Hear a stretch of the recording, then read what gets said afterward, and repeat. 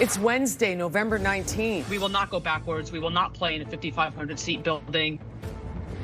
The future of the Ottawa Charge is up in the air as the league says it will not play at Lansdowne 2.0. A victory parade 12 years in the making as the Saskatchewan Roughriders celebrate their first Grey Cup in 12 years. The ministry needs to have more authority to step into school boards that have gone off the rails. We have more than enough examples of that. Plus, a controversial bill that would allow the province to take over more Ontario school boards, and why some critics say the bill is being rammed through too quickly. Your Morning Ottawa starts right now.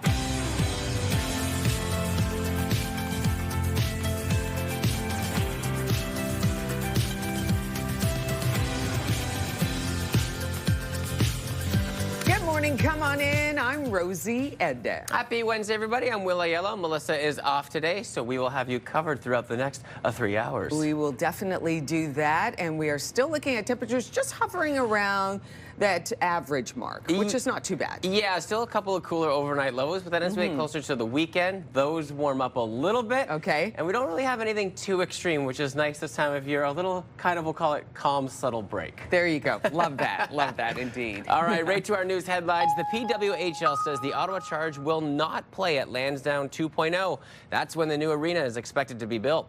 We've certainly been clear with OSEG and the city that we will not go backwards. We will not play in a 5,500-seat building. These women have worked too hard to get to the point today where a 5,500-seat building is well below what we average in Ottawa. And so we will not play at Lansdowne 2.0. That's the one option not on the table. The league's VP of Business Operations says all options are on the table, including possibly playing at the new downtown NHL arena, which is years away from being built. The PWHL has been opposed to the plan to build a smaller arena, but says it's still looking to stay here in the capital. The Ottawa Sports and Entertainment Group tells CTV that talks are ongoing and that a meeting is scheduled for Friday. An 18-year-old man has been charged with second-degree murder after a stabbing in the West End that has shaken the neighborhood. The air feels heavy, like to know that someone passed just 30 feet from my front door. It happened on Penny Drive in the Bayshore area on Monday evening. Faramsa Mutuma of Ottawa has been charged in the death of 43-year-old Jeffrey Wilson of Spencerville, who was fatally stabbed and died in hospital. This is Ottawa's 19th homicide of the year. Ottawa police are investigating a fire that destroyed a home in the city's rural South End.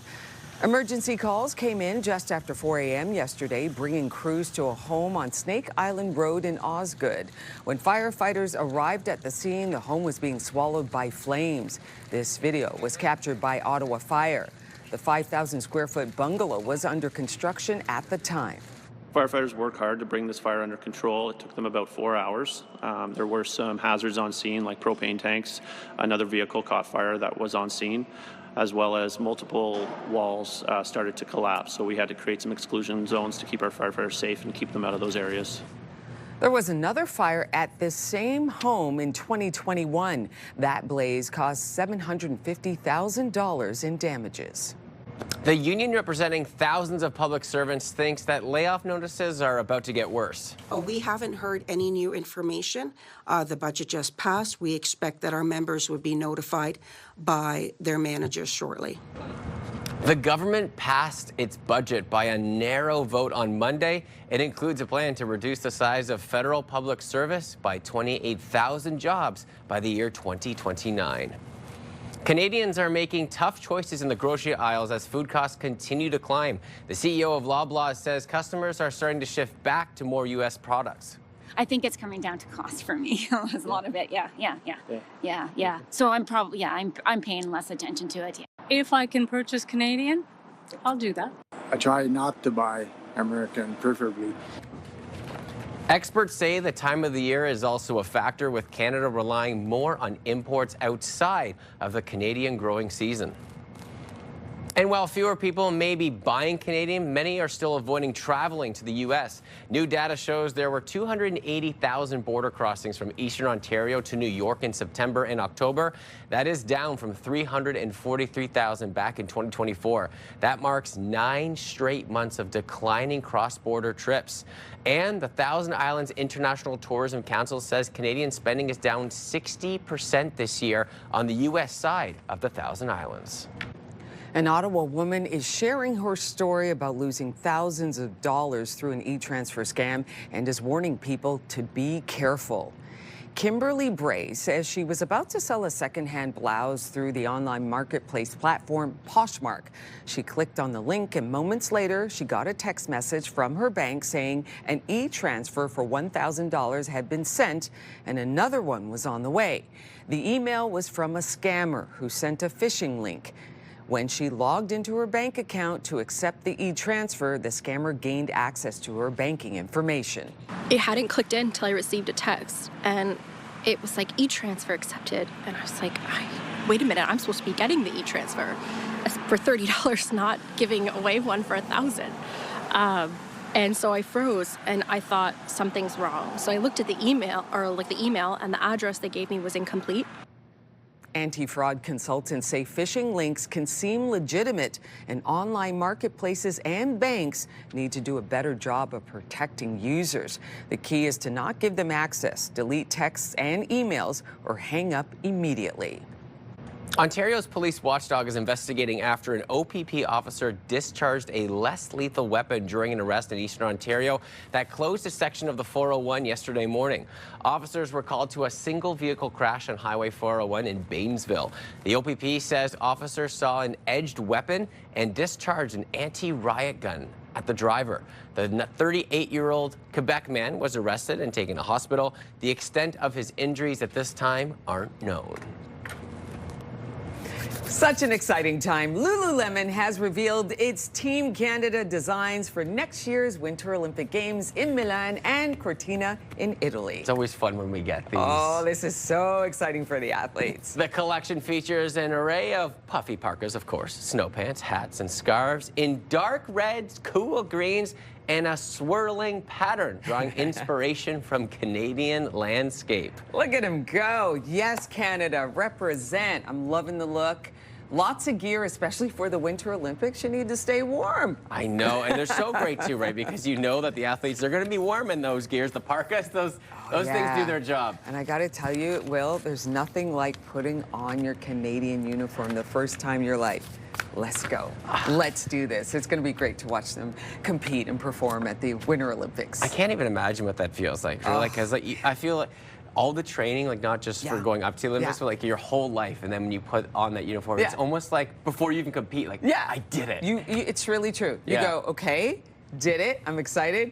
Okay, now let's take on the world. Oh, so much fun. I love it. Fun. Well, we might need the parkas over the next, we'll call it overnight low days. But then after we get through that, we are expecting those overnight lows to pick up slightly with a chance for that precipitation starting to go down, but still feeling a little bit cool on your Wednesday morning commute. So bundle up this morning. Temperatures -6 in Kingston, -4 in Ottawa, -9 in Brockville. And again, with that wind chill, it's feeling a little bit cooler. Conditions-wise, still a little frosty out there, but we are expecting the return of at least partly sunny skies through the day today, and then plenty of sunshine through the day tomorrow. Just a little bit of cloud cover to get through this morning. Then we'll start to see more and more sunshine as the days roll on. As we get to Thursday evening, the chance for some precipitation starts to move back into the forecast, and it could be a little bit messy. As we hover right around that freezing mark, we could see the chance of mixed precipitation. So a little bit of rainfall, maybe some freezing rain and some flurries slotted in there. The total volume that we're seeing isn't going to be high, but Thursday night going into Friday, we could start to see some tricky driving conditions. But again, most of that heading up to northeastern Ontario. So not a lot to worry about over the next couple of days. Still bundle up. We are climbing up to 2 degrees, so slightly above that freezing mark. We talked about the Lulu parkas. You could pop that on maybe this morning. A little bit hot this afternoon. Definitely make sure the toque and mitts are available. Climbing all the way up to 2 degrees for your Wednesday. Take a look at our daytime high value. So 1 in Pembroke, a little cooler in Bancroft, Kentville, and Brockville sharing that 2 degrees on your day today as we climb up above that freezing mark. Ottawa at 1, doubling that. We got Gatineau at 2 degrees. First, we'll take a look at the next couple of days. Beautiful. The sunshine partially returns today. Still a little bit cool, though, with that overnight low. As we drop down to -6, it's going to feel like -10, -12 degrees when you factor in that wind chill. So temperatures feeling cool into Thursday, but that beautiful sunshine will be making a return as we climb back up to 3 degrees. Still cool overnight, though. But then we start to see the trend. We lose the sunshine. Overnight lows, though, start to get warmer into the weekend forecast, but a chance for some precipitation will move back into the forecast.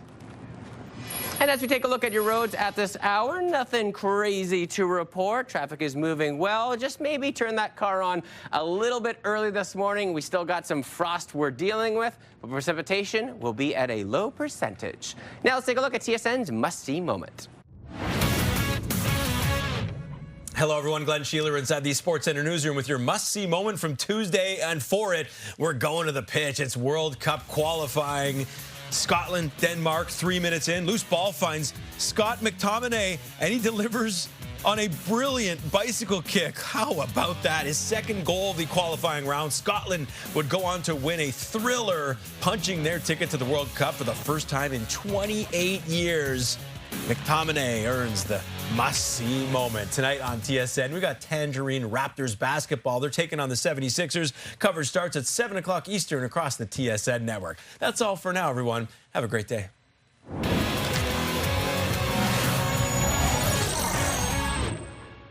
Coming up on Your Morning Ottawa. The ministry needs to have more authority to step into school boards that have gone off the rails. We have more than enough examples of that.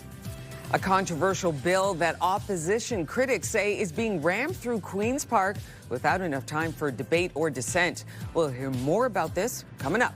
Here's a live look through our Centennial Glass Skycam. You're watching Your Morning Ottawa. Hey, good morning, Ottawa.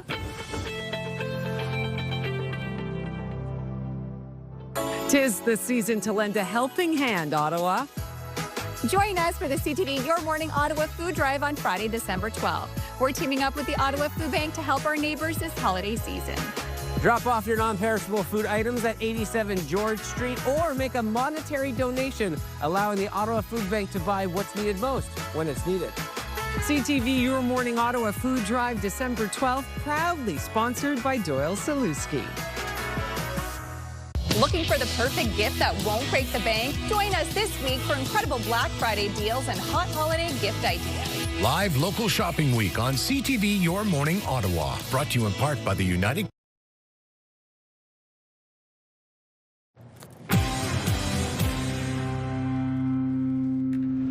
Welcome back. Here are the big stories we are following today on Your Morning Ottawa.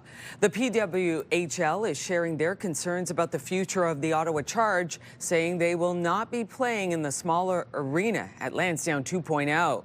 The union, representing thousands of public servants, is warning that details on upcoming layoffs are coming.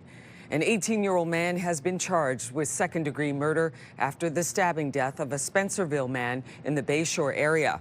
Your full newscast in 15 minutes, but first, let's get a check on the forecast. And temperatures today will get above that freezing mark. Still a little bit cool this morning. -4, it's feeling like -8 degrees when you factor in that wind chill.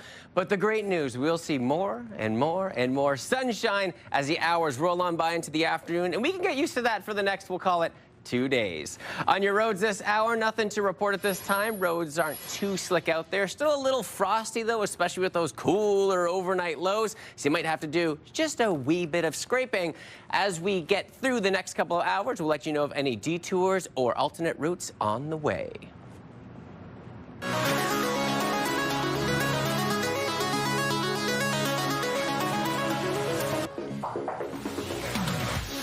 It could be a significant day in provincial politics. Final debate is underway on a bill that would give Ford's government more control over all of Ontario's school boards, something already being felt here in Ottawa. As CTV's Siobhan Morris reports, critics are concerned that the bill is being fast-tracked. I recognize the member. This is the last round of debate on the controversial Bill 33. They think they can ram it through under the cover of darkness with very little debate. Something opposition parties say has been a pattern. The concentration of power at Queen's Park and the erosion of local democratic voices. The bill fast-tracked, skipping over committee hearings and protracted debate.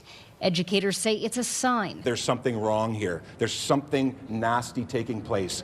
The legislation forces boards to take on school resource programs if their local police service offers one, and make it easier for the Minister of Education to take the reins of boards, something Paul Calandra has already done 5 times. The ministry needs to have more authority to step into school boards that have gone off the rails. We have more than enough examples of that. While Calandra insists he doesn't have any immediate takeover plans when the bill passes, he is keeping an eye on the Near North District School Board. I don't think the minister should have to wait till the board is completely falling apart before he or she steps in. Educators insist Bill 33 isn't about helping kids. It is about silencing parents and local communities who know our schools best. Bill 33 is a distraction from the conditions that exist in our schools today. Conditions that can be rough for teachers and students. Chronic underfunding, a crisis in understaffing, overcrowded classrooms, and workers and students facing daily violence with too few supports. Democratically elected trustees feel shut out of the conversation. We've been replaced by a single supervisor, someone with no experience in education, someone who certainly has never stepped foot into our schools. Calandra is in the middle of a rethink of education governance, including potentially getting rid of trustees altogether. Decisions are going to be made in downtown Toronto and not in your communities and not by anyone who is accountable to the voters of this province. The education minister plans to make a call by the end of the year. Bill 33 will come to a final vote just after question period on Wednesday morning. With the Ford government's majority, it will easily pass and become law in a matter of days. At Queen's Park, Siobhan Morris, CTV News. The PWHL says all options are on the table to keep the Ottawa Charge in the capital, but the team won't be playing at a smaller hockey arena at Lansdowne once Lansdowne 2.0 is officially built. We check in with Bill Carroll from the Morning Rush on News Talk 580 CFRA to get his thoughts. And Bill, that comment is from the league's VP of Business Operations. So what do you feel about this whole situation? Well, I kind of thought they might be bluffing, actually, but if she's bluffing, she's really good at it. Could we have her negotiate with Donald Trump on a free trade deal? Because she seemed pretty firm. All options are on the table, which, by the way, could mean leaving Ottawa. All options are on the table except that one. We will not play at a smaller arena. Not happening, not going to work. So we all started to talk about this a couple of months ago, but beyond that, it seemed to come out of nowhere. We've been talking about moving this arena within the site and rebuilding it for a long time. And then suddenly the PWHL said, yeah, it's too small for us and we're not going to play there. They seem to be standing by that. So, taking away the excitement of finally getting the debate over with, now I think we have to have a serious conversation again about what we do. And maybe the only option is to say to the PWHL, you're going to have to do what you're going to do, but we can't afford to add another $100 million to the cost of this expansion. But you are losing, I think they're moving to a 30-game season this year. Each season, they've increased the number of games. So, and I would expect by the time the new arena opens, there'll be more games than that lost. So that's a lot of paydays, right, that you're losing by losing this team. On the other hand, Lansdowne survived before the PWHL. Maybe it can survive after the PWHL. Or maybe they are just looking for a better deal on their lease agreement. We don't know. But this is very disappointing, very concerning for this plan, and it'll be interesting to see how City Council reacts to it the next day or two. Yeah, I think you said it perfectly. It's definitely concerning knowing how many fans have supported the Ottawa Charge team, and it's the last thing anyone wants is for them to be out of the capital. We'll have to continue to follow that story. Thanks, Bill. Yeah, although their crowds are not that much bigger than what the new capacity would be. They tend to be just over 6,000 on average for a game, and we're at 5,500 for the new arena. So they're not that big a difference there. They're assuming that will continue to grow. How much growth that has, I don't really know in the long run. But hey, we're building a new arena at LeBreton Flats. Maybe they could go there. That's what they're thinking. Maybe at time, once that eventually gets built, the Charge can play there. Would you count on that? No. I wouldn't. Wouldn't count on a new arena at LeBreton Flats, but way too many that's what they'll do. Way too many problems in that case, Bill. Have a good show, my friend. You too. And remember, you can listen to The Morning Rush with Bill Carroll, News Talk 580 CFRA. That is weekdays from 6 till 10 in the morning. And coming up next on Your Morning Ottawa, we are asking, how do you stay active in the winter? There's so many great activities here in the capital. We're going to take your comments coming up. How do you stay active during this cooler season? We're going to take a peek outside through our Skycam on George Street, and temperatures -4 this morning, feeling like -8 with the wind chill, so bundle up. But there is some sunshine to look forward to. Stay with us, everybody. We'll be right back.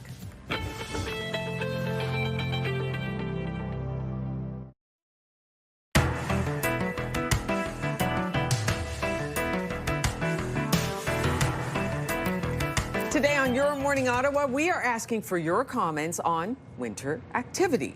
How do you stay active during these cold, snowy months when it's a bit harder to get outside? Let us know your thoughts. Email us at yourmorningottawa@ctv.ca. Okay, Will. Here we go. Here we go. Let's talk about this. Okay, so it's cold outside. You see it's snowy, right? And a little bit of ice out there as well. Temperatures, below the freezing mark.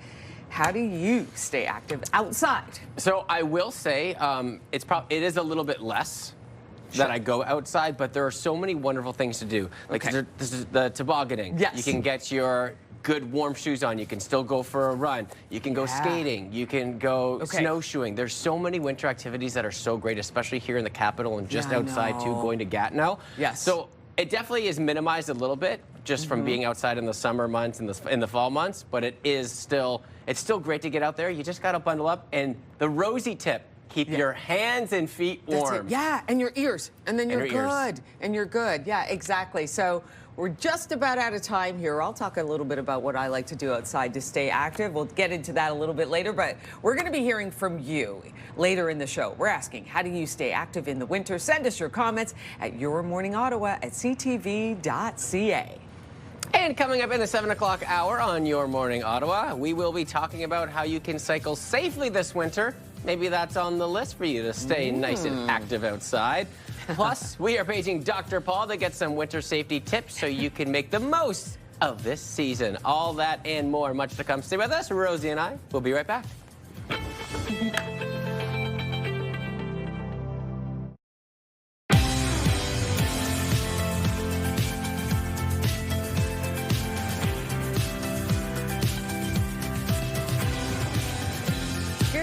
Coming up on 6:30 on your hump day, I'm Rosie Edda. I'm Will Yellow. Melissa is off today, so we got you covered over the next couple of hours. Lots to talk about, too. It is a little bit cool out there, but we return to somewhere nice and warm in our show. Okay. Yes, we do. Yes, we do. I mean, we got a chance. You have a chance to win a 7-day trip to the Bahamas for two. You got to stay tuned. The secret code word is coming up, and my tour through the islands of the Bahamas, that continues. But first off, got to get to today's top stories. Can't wait to see that, though, and feel warm again. We're going to start with the PWHL, as they say the Ottawa Charge will not take the ice at Lansdowne 2.0 when a new arena is built at TD Place, saying that the smaller capacity is a step backwards. We certainly don't want to leave Ottawa. We chose Ottawa for a reason, and the fans have been wonderfully supportive of us there. And we'd like to find a solution that works for us to stay in Ottawa, but, the city hasn't made it easy for us, and it's disappointing. The league's VP of Business Operations says all options are on the table, including possibly playing at LeBreton Flats when the new downtown NHL arena is built. The Ottawa Sports and Entertainment Group tells CTV that talks are ongoing with the city and the PWHL, and that a meeting is scheduled for Friday. An 18-year-old man has been charged with second-degree murder after a stabbing in the West End that has shaken the neighborhood. The air feels heavy. To know that someone passed just 30 feet from my front door. It happened on Penny Drive in the Bayshore area on Monday evening. Faramsa Matuma of Ottawa has been charged in the death of 43-year-old Jeffrey Wilson of Spencerville, who was fatally stabbed and died in hospital. This is Ottawa's 19th homicide of the year. Ottawa police are investigating a fire that destroyed a home in the city's rural South End. Emergency calls came in just after 4 a.m. yesterday, bringing crews to a home on Snake Island Road in Osgood. When firefighters arrived at the scene, the home was being swallowed by flames. This video was captured by Ottawa Fire. The 5,000-square-foot bungalow was under construction at the time. Firefighters worked hard to bring this fire under control. It took them about 4 hours. There were some hazards on scene, like propane tanks. Another vehicle caught fire that was on scene, as well as multiple walls started to collapse. So we had to create some exclusion zones to keep our firefighters safe and keep them out of those areas. There was another fire at this same home in 2021. That blaze caused $750,000 in damages. The union representing thousands of public servants thinks that layoff notices are about to get worse. We haven't heard any new information. The budget just passed. We expect that our members would be notified by their managers shortly. As you heard there, the government passed its budget, but by a narrow vote on Monday. It includes a plan to reduce the size of the federal public service by 28,000 jobs by 2029. Canadians are making tough choices in the grocery aisles as food costs continue to climb. The CEO of Loblaw says customers are starting to shift back to more U.S. items. I think it's coming down to cost for me. There's a lot of it. Yeah. So I'm probably, I'm paying less attention to it. If I can purchase Canadian, I'll do that. I try not to buy American, preferably. Experts say the time of year is certainly a factor, with Canada relying more on imports outside of the Canadian growing season. And continuing with that topic, fewer people may be buying Canadian, but many are still avoiding travel towards the U.S. New data shows that there were 280,000 border crossings from Eastern Ontario to New York in September and October. That's down from 343,000 in 2024. That marks 9 straight months of declining cross-border trips. And the Thousand Islands International Tourism Council says Canadian spending is down 60% this year on the U.S. side of the Thousand Islands. Canada's National Alert Ready system is scheduled to be tested across the country. You know the tone, so don't be alarmed when it rings out on your phone, radio, or TV today. The alert is scheduled for 12:55 in Ontario and 1:55 in Quebec. This is a new way to curl. Yeah, minor league baseball team in Montana hosted a turkey curling night. Yeah. It's all for a good cause. People who showed up can bring a turkey, of course, or pitch in $20 for a food drive. Oh, so what's it like curling with a turkey? The sliding is similar, but it doesn't glide quite the same way as a rock. I want to see what it. Oh, there you go. I want to see what happens like when it hits. Obviously, it's a frozen turkey. There it is. There it is. Oh, and it looks like it's on like a bit of a plate there, so it could just glide. And it seems to spin pretty good, too. Yeah, not bad. It goes around and around and around and have a good time. I love curling. Wait, we're talking about ways that we can continue to do winter activities as it gets cool? That's kind of cold, the way. But inside, but outside? Yeah, kind of, yeah. A little bit of mixed everything, right? Well, over the next couple of days, we're still going to have a chance for some flurries this morning. Then we will see some cloudy skies. Then we will see some sunshine as the hours roll on by. Conditions-wise, though, temperatures today still feeling a little bit cool. -4 in Ottawa, -6 in Kingston, -2 in Trenton, and -9 in Brockville, and that's before the wind chill. So when you factor that in, it is definitely a cooler start to Wednesday. We will get above the freezing mark, though, as we look at those daytime high values that are still slightly below seasonal for this time of year. Conditions-wise, so still a little bit cloudy out there, more dealing with some frost this morning, a mix of sun and cloud as that sun starts to rise, and then that beautiful sunshine will appear into the afternoon and continue through at least tomorrow. We're going to start to see a chance for some precipitation, though, Thursday evening, maybe rolling through Friday morning.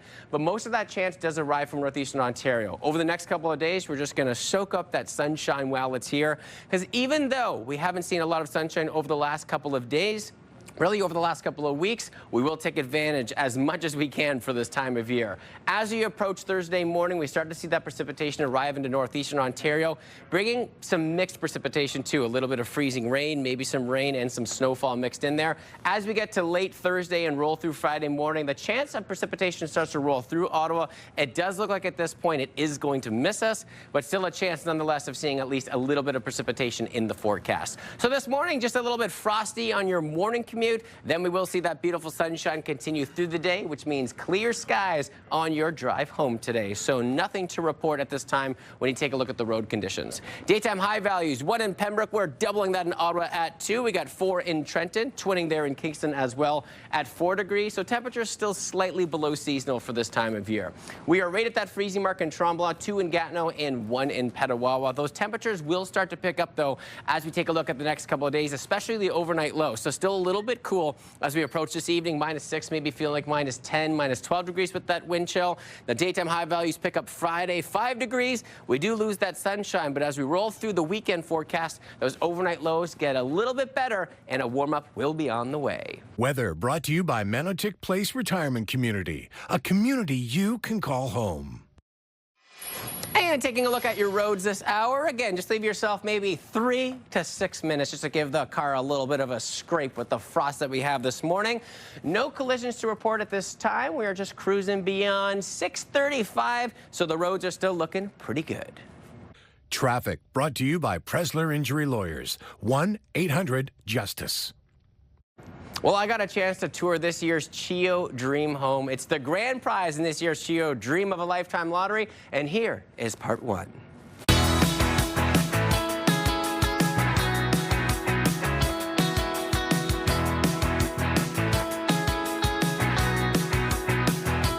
Welcome to the CHEO Dream Home. We are joined by Emily Jamieson from the CHEO Foundation, and there's so much I want to talk about with this, we'll call it immaculate home, but we got to get to it quick because Friday's a big day. It's a big deadline, that's right. It's the early bird deadline, so you have the opportunity, if you buy your ticket this week before midnight, to be entered for our draw for $250,000 cash.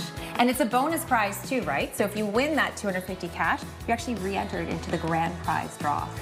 And we've been touring around. The grand prize draw of this home is just, it's one of the nicest homes I think I've ever been a part of. Yeah. But I'd love for you to talk about the relationship with the foundation because it is so powerful. Absolutely. And I always say this is about community coming together for community. So we've been a partner for Minto for 25 years. We've been building homes with Minto for our Dream of a Lifetime lottery. And really the community comes and builds these homes. We have trades and suppliers that also help support it as well. And all proceeds go back to CHEO Foundation, so helping kids and families in our community. And right now we need more help than ever before. You might have heard about our Kids These Days campaign. We're actually right now redeveloping our campus for the next 10 years. So this specific lottery goes to support those families and future generations to come. And for people to get more involved and to find out about all those programs, where should they head to, especially with those early bird tickets? Dreamofalifetime.ca. They've got this week to buy the early bird, but don't worry, you can still purchase your tickets up to December 19th, but we really want you to get them this week. Get them by Friday. By Friday. We'll see you soon. Thanks so much.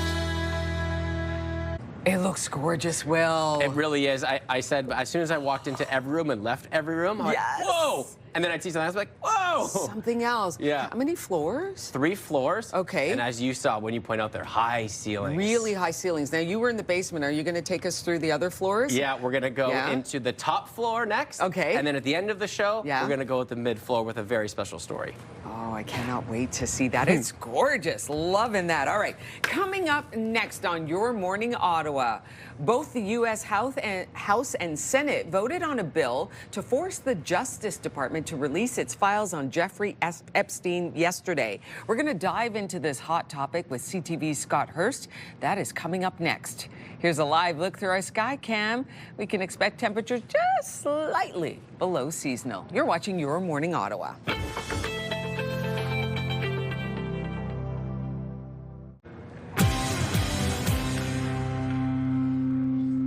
Welcome back, everybody. Here are the big stories that we're following today on Your Morning Ottawa. The PWHL is sharing their concerns about the future of the Ottawa Charge, saying that they will not be playing in a smaller arena at Lansdowne 2.0. The union representing thousands of public servants is warning that details on the upcoming layoffs are starting to arrive. And an 18-year-old man has been charged with second-degree murder after the stabbing death of a Spencerville man in the Bayshore area. Full details on that coming up, but we're going to take a peek outside to see what we have over the next couple of days. And yay, sunshine to arrive, and more of it as we roll through the afternoon, climbing up to well, it's still below seasonal, but hey, we'll take the winds where we got them. 2 degrees, and then we climb up to 3. Overnight lows still feeling a little bit cool. But then as we get into the weekend forecast, the overnight lows provide us some relief, and some warmer mornings will be ahead. And taking a look at your roads at this hour, still nothing to report as we cruise just up to 6:45. Everything's moving quite well this morning. Just leave yourself a little bit of extra time to get that windshield scraped if you left it outdoors. Both the U.S. House and Senate voted on a bill to force the Justice Department to release its files on Jeffrey Epstein yesterday. The rules are suspended. The bill is passed, and without objection, the motion to reconsider is laid on the table. The bill passed through the House 427 to 1 in favor of passing the bill to release the files. CTV News correspondent Scott Hurst has more on this story this morning. Good morning to you, Scott. Now, President Donald Trump spoke about the Epstein case just hours before the House vote. What's the latest we've been hearing from him on the matter?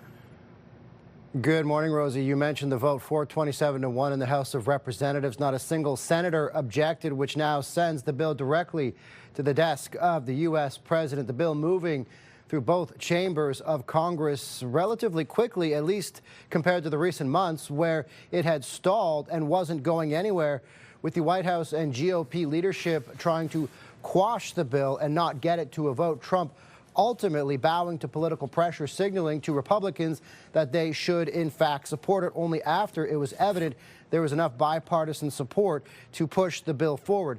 Now, in terms of Trump's reaction during a meeting with the Saudi Crown Prince Mohammed bin Salman in the Oval Office yesterday, he was asked about the release of the Epstein files, once again calling it a Democrat hoax, belittling the reporter asking the question, attacking the network the reporter works for. But on Sunday, he said he would sign the bill.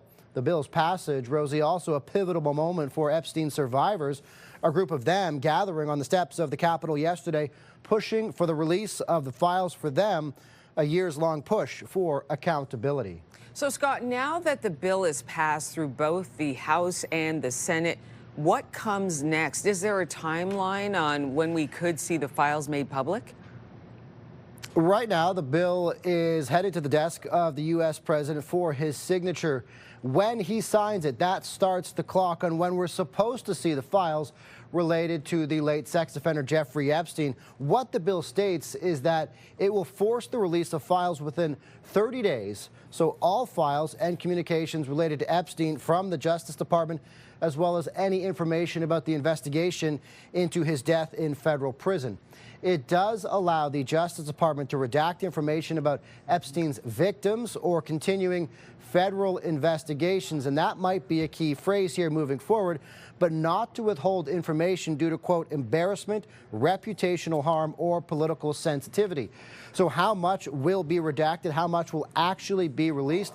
That's not certain at this time. What we will learn from these files also as well, not certain at this time either. The president has said in recent days he's advised the Attorney General to open investigations into Epstein's ties to prominent Democrats. So that could be tied up in ongoing investigations. But when the president signs the bill into law, Rosie, that starts the 30-day clock and when we're supposed to see the Epstein files. Okay, this story continues to unfold. CTV News, Scott Hurst. Scott, thank you. Thanks, Rosie.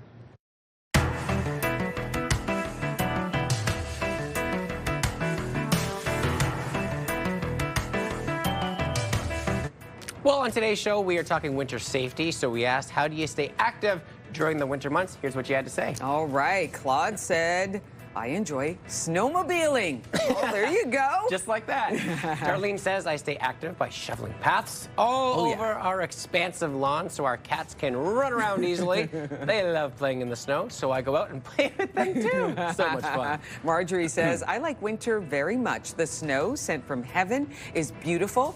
I used to skate. I go out for walks, and I love the winter shopping. Love going out for walks in the snow too. That is beautiful. Thank you, Marjorie. Yeah, Joanne says, I always dress appropriately to keep warm, bundled up to walk my dog, shovel. I keep busy outside, take long drives to view our beautiful city. Thus, by mid-January, I head out to Mexico for approximately 6 weeks. It rejuvenates my soul. There you go. Hey, Joanne. That's a good plan, too. But I love how she said she'll take drives to enjoy the beauty of this city, which is absolutely lovely. And a lot of walks out there, too. Many walks. Which is really nice. Very nice. All right, we're going to be hearing from you later in the show. We're asking, how do you stay active in the winter? Send us your comments at yourmorningottawa@ctv.ca.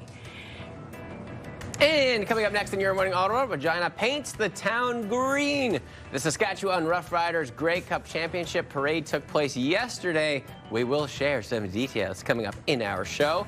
First, we take a peek outside. It is feeling like -7 with the wind chill out there in Ottawa, so bundle up. But I promise you, there will be some sunshine ahead. Weather promise, dangerous on this Wednesday. Stay with us. We'll be right back.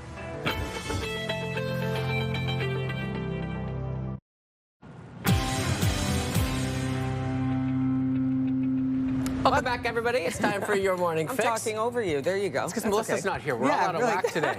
We got 3 topics for you today. We're going to kick off with the definition of the Canadian content because it has changed.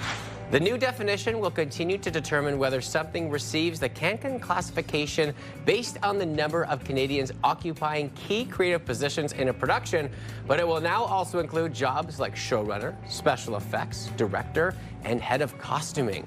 The CRTC says those roles must be staffed by humans, not AI. Productions can also earn bonus points for cultural elements. Cancan applies both traditional media and online streaming services. Love this. You got to make that stipulation. Humans, not AI, right? Oh, my goodness. I'm very glad to hear that. And you look at like the movies and the shows that we see, like the human aspect, especially when it comes to like the costume design, it's so important. You can't give that to robots. There you go. Okay, now I'll read this one. You got this one, Okay. The 2026 Winter Games are quickly approaching, and we now know what Canadian athletes will be wearing in Milan and Cortino. Taking a look there. We are committed to ensuring that every athlete has an equitable experience. For Paris, we introduced a series of innovations and designs to improve the Paralympic athlete experience. And for this Games, we've expanded our work with Paralympians to develop our most inclusive collection yet. Oh, I'm loving this. The Canadian Olympic and Paralympic committees revealed the athletes' kits for Team Canada yesterday alongside official outfitter Lululemon. The Winter Games run from February 6th to the 22nd, with the Paralympics happening from March 6th to the 15th. 10% of sales from all items support the Canadian Olympic and Paralympic Foundations of Canada. That is the cool thing about this. You can purchase these fits. You know, you can buy the jacket, the toque, the hat, and then a little bit will go to support athletes. And you know I'm all about supporting athletes. So. 100%, especially being on that journey yourself. Like, you know that those donations have such a positive impact on the athlete's life. And they look good, too. Yeah, they do. All right, finally for us, it was a party of 12 years in the making. Regina was awash in green as the city celebrated its first Grey Cup victory since 2013. Vehicles from the Canadian Armed Forces ferried the champs along the Green Mile as hundreds of fans lined the parade route. It ended with a rally at the Saskatchewan Legislative Building, where fans were promised Sunday's win is only the beginning. The Riders defeated the Alouettes 25-17 in the championship game. It was Saskatchewan's 5th Grey Cup in franchise history, and we talked about this over the last couple of days. Just their fan base, they have the most sales on the apparel, so they would have been so excited to have this. And just what a wonderful parade. Can I ask, what was the temperature in Saskatoon? Because like a lot of no shirts on there. I feel like they were just, it was probably still like -3 to -5, but they're hyped. They're hyped. Celebration warms them all up. There you go. All right. Coming up in the next hour, we hear from the Ottawa Charge as their season gets underway this week. Plus, spruce up your porch for Christmas. We hear from a local business that wants to help you do just that. And Junkanoo! We learn more about the arts and culture scene in the islands of the Bahamas as my tour of the island nation continues. Here's a live look through our Centennial Glass Sky Cam, and Will's telling us temps are going to be about seasonal, just a little bit below. You're watching Your Morning Ottawa.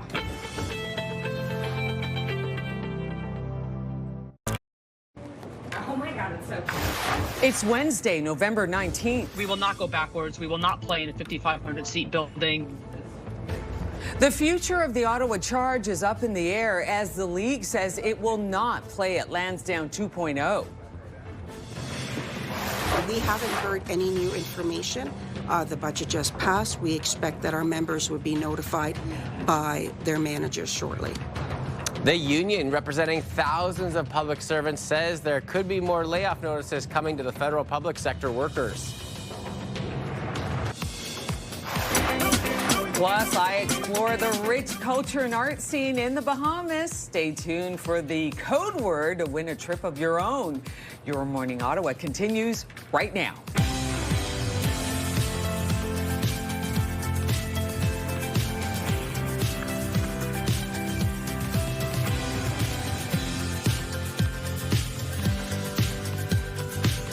Good morning. Happy Wednesday. I'm Rosie Eddet. I'm Will Aiello, and I cannot wait to hear more about your trip. It's been so fun seeing what you were up to in the Bahamas, because we were teasing a little bit about, you know, Rosie is somewhere on location. On assignment. And it's looked so beautiful at this point. Yeah, it's been an incredible journey, a wonderful trip. And I have to thank James Fish, our camera guy, because he was with me every step of the way, and we put these wonderful stories together. They look amazing. We're very proud of that work, and we are so happy to share it with you, share the beautiful islands with you. So that's coming up in just a little bit. Not to mention your chance to go on that trip as well. We'll start with our news headlines. The PWHL says the Ottawa Charge will not play at Lansdowne 2.0 when the new arena at TD Place is built. We've certainly been clear with OSEG and the city that we will not go backwards. We will not play in a 5,500 seat building. These women have worked too hard to get to the point today where a 5,500 seat building is well below what we average in Ottawa. And so we will not play at Lansdowne 2.0. That's the one option not on the table. The league's VP of Business Operations says all options are on the table, including possibly playing at the new downtown NHL arena, which is years away from being built. The PWHL has been opposed to the plan to build a smaller arena, but says it's still looking to stay here in Ottawa. The Ottawa Sports and Entertainment Group tells CTV that talks are ongoing and that a meeting is scheduled for Friday. An 18-year-old man has been charged with second-degree murder after a stabbing in the West End that has shaken the neighborhood. The air feels heavy, like to know that like someone passed just 30 feet from my front door. It happened on Penny Drive in the Bayshore area on Monday evening. Feromsa Mutuma of Ottawa has been charged in the death of 43-year-old Jeffrey Wilson of Spencerville, who was fatally stabbed and died in hospital. This is Ottawa's 19th homicide of the year. Ottawa police are investigating a fire that destroyed a home in the city's rural South End.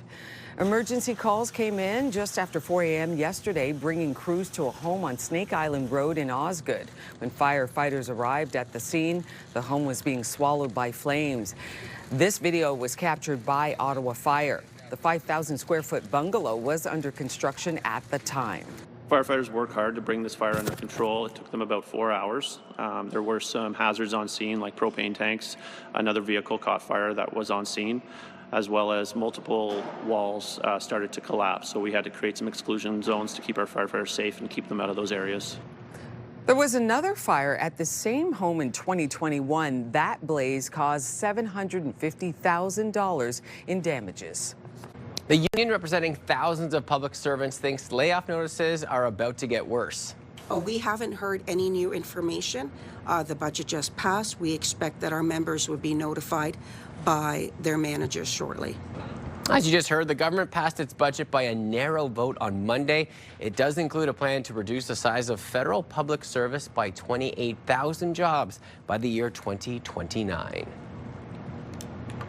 An Ottawa woman is sharing her story about losing thousands of dollars through an e-transfer scam and is warning people to be careful. Kimberly Bray says she was about to sell a secondhand blouse through the online marketplace platform Poshmark. She clicked on the link, and moments later she got a text message from her bank saying an e-transfer for $1,000 had been sent and another one was underway. The email was from a scammer who sent a phishing link. When she logged into her bank account to accept the e-transfer, the scammer gained access to her banking information. It hadn't clicked in until I received a text, and it was like e-transfer accepted. And I was like, wait a minute, I'm supposed to be getting the e-transfer for $30, not giving away one for $1,000. And so I froze, and I thought something's wrong. So I looked at the email, and the address they gave me was incomplete. Anti-fraud consultants say phishing links can seem legitimate, and online marketplaces and banks need to do a better job of protecting users. The key is to not give them access, delete texts and emails, or hang up immediately. A special holiday competition at Toronto's George Brown College has students putting their baking skills and creativity on full display.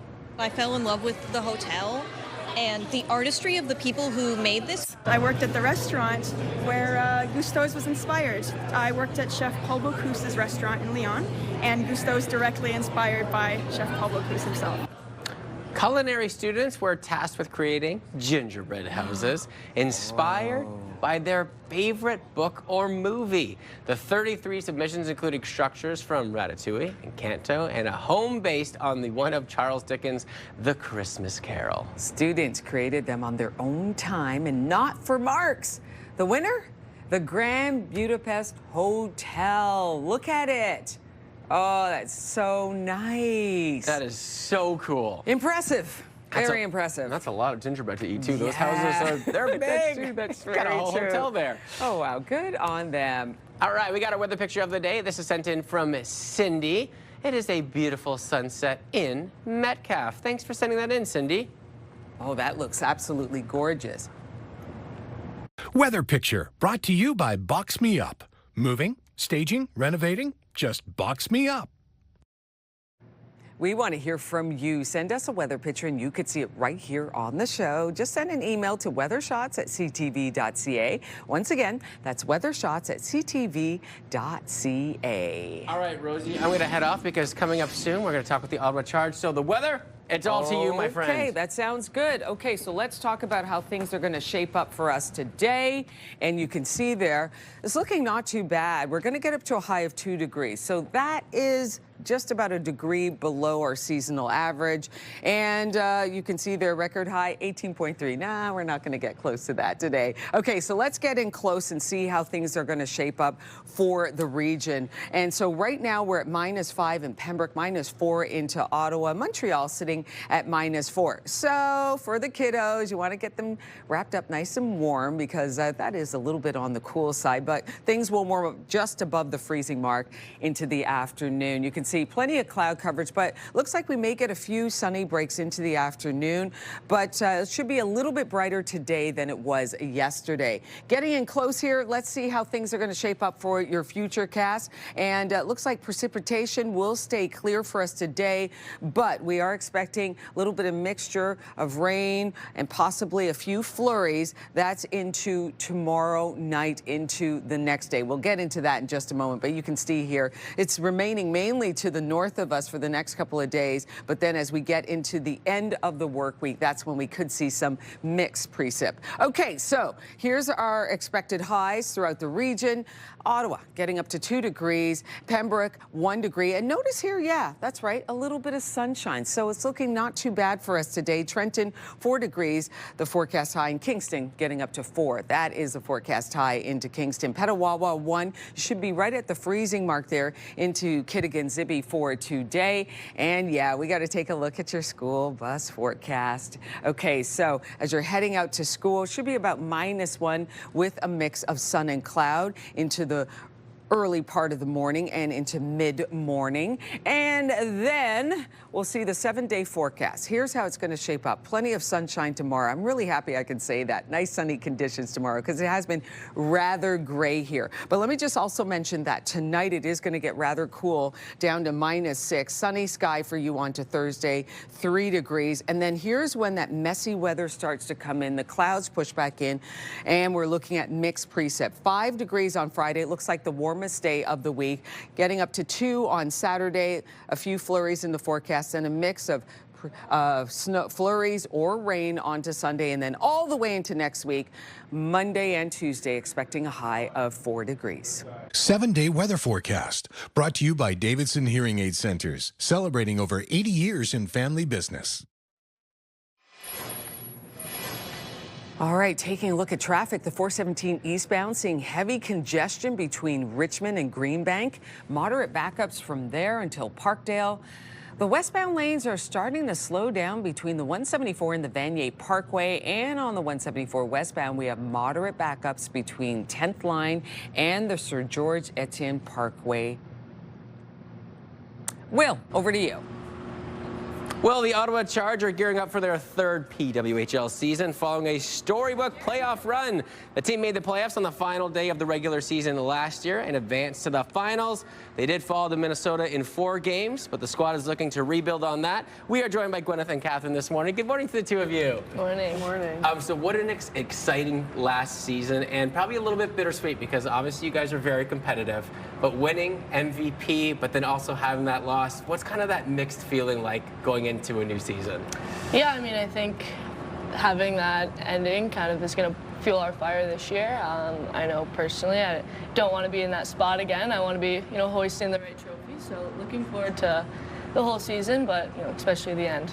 And how great was it to have the team, like all you guys coming together and coming up to the finals? Like, it's still such a successful season. What was it like playing with everybody here in the Capitol? Yeah, I mean, right before we kind of made our playoff push, the expansion draft was announced, and I think that kind of unified us. And we realized, hey, this is the last chance that this group of girls is going to be able to do this. And I think that brought us together and made that a really successful playoff push. And then, we had the whole city behind us, and we rallied together really well at the end. Oh, I love that. Well, you can notice here too. We're behind you as well because the mannequins, they look really creepy without the jersey too. So I'm glad we got the Ottawa Charge swag to dress them up. Obviously, very exciting days away now from the season. What can we expect this year from the squad? Oh my goodness, I think it's a really good group. I think lots of speed and a lot of compete and battle. I think it'll be a lot of fun. And how great is it seeing? Because actually, I was away when the Ottawa Charge came together. I was in Kitchener, but I'm an Ottawa homebody.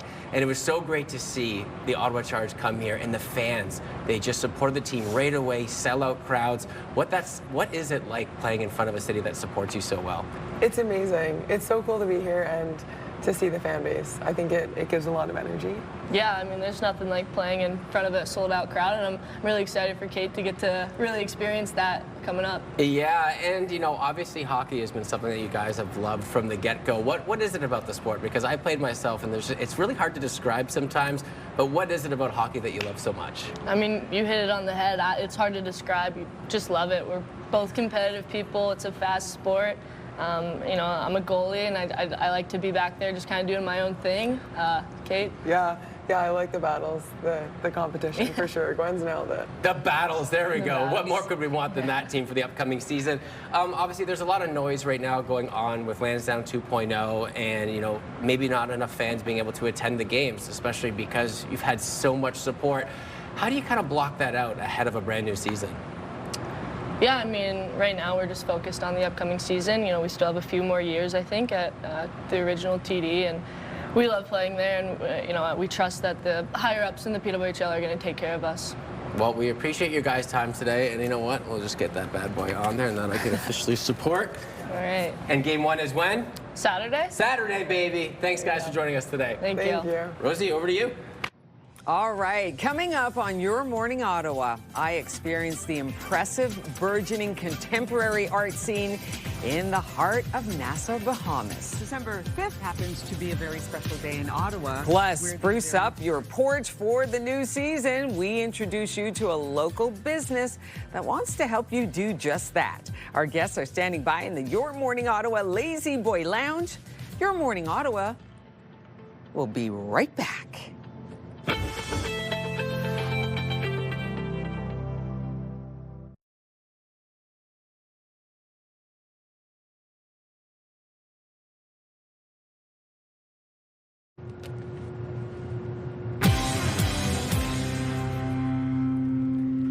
A local business has been transforming residential porches and storefronts this season with handmade winter greenery, custom garlands, wreaths, and full holiday setups. And joining us today are the creators, Alicia Jones and Melise Scarab. I am so glad that you are both here today to show us how to elevate your front porch this season. Good morning. Good morning. Good morning. It looks so festive and it smells amazing. And you know what else too? I feel like it's home as well. Yeah. Tell me about these creations and tell me about the business too. Yeah. Awesome. So My Happy Porch is a seasonal porch decorating business servicing the Ottawa area. Fantastic. We are a small but mighty team of 3. So it's Melise, myself, Alicia, and then behind the scenes, the muscle, the operations.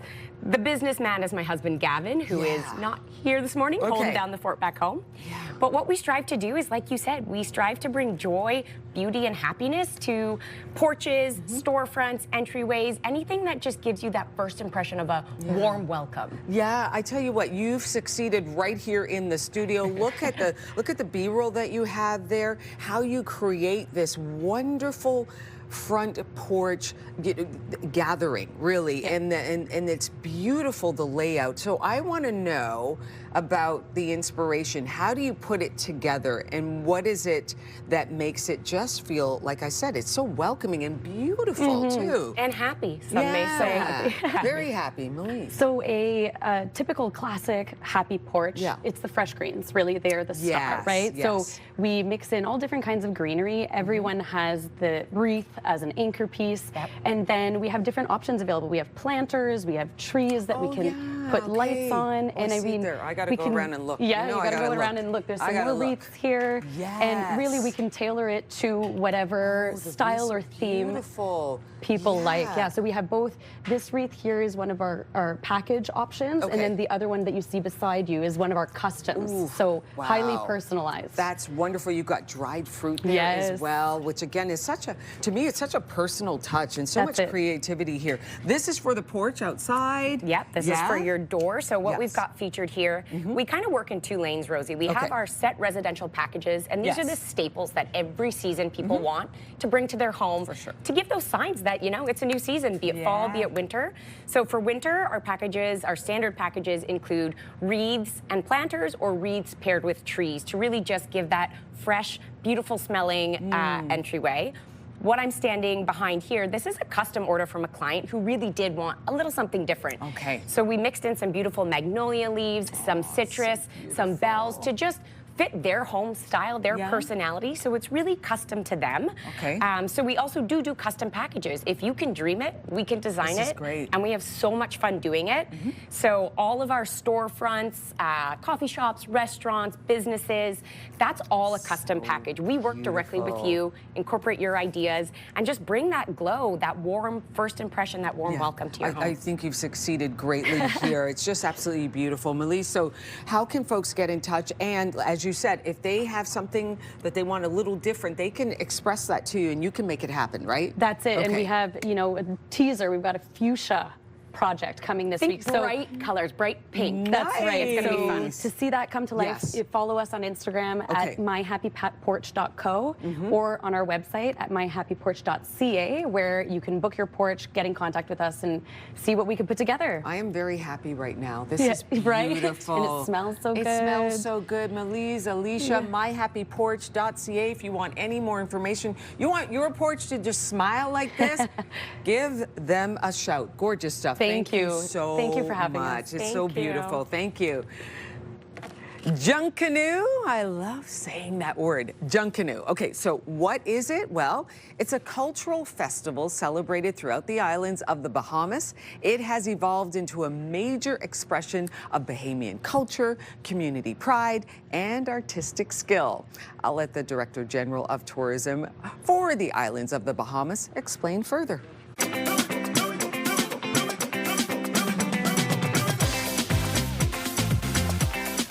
December 5th happens to be a very special day in Ottawa, where the very first non-stop flight from Ottawa to Bahamas is happening. So our viewers, I know, are going to be so thrilled with that. I'm excited, and I want to invite everyone. Okay.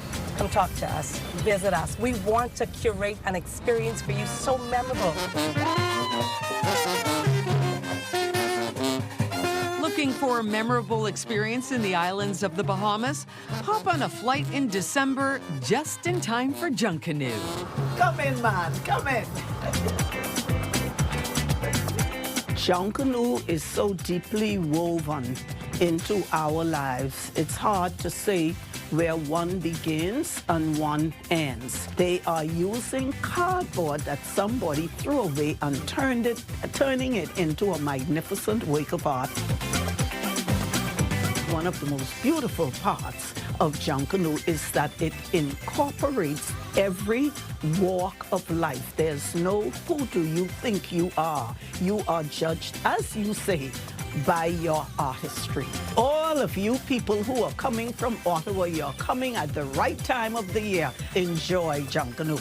And we look forward to having you at the parades. And when I see you, I'll do a little extra step.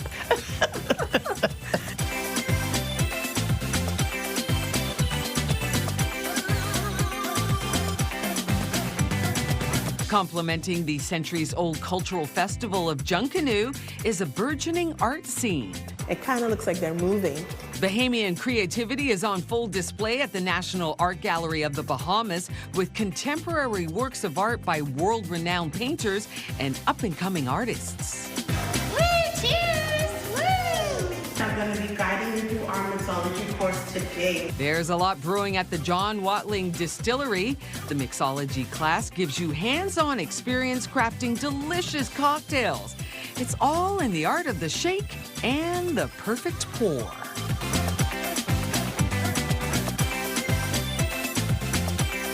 It's the Bahamas, baby. Time to make some t-shirt art.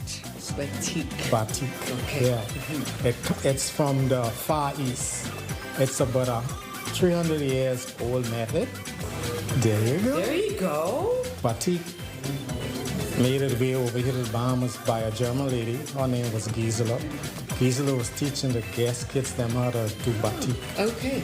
I was taught the art of batik, and the results, not bad.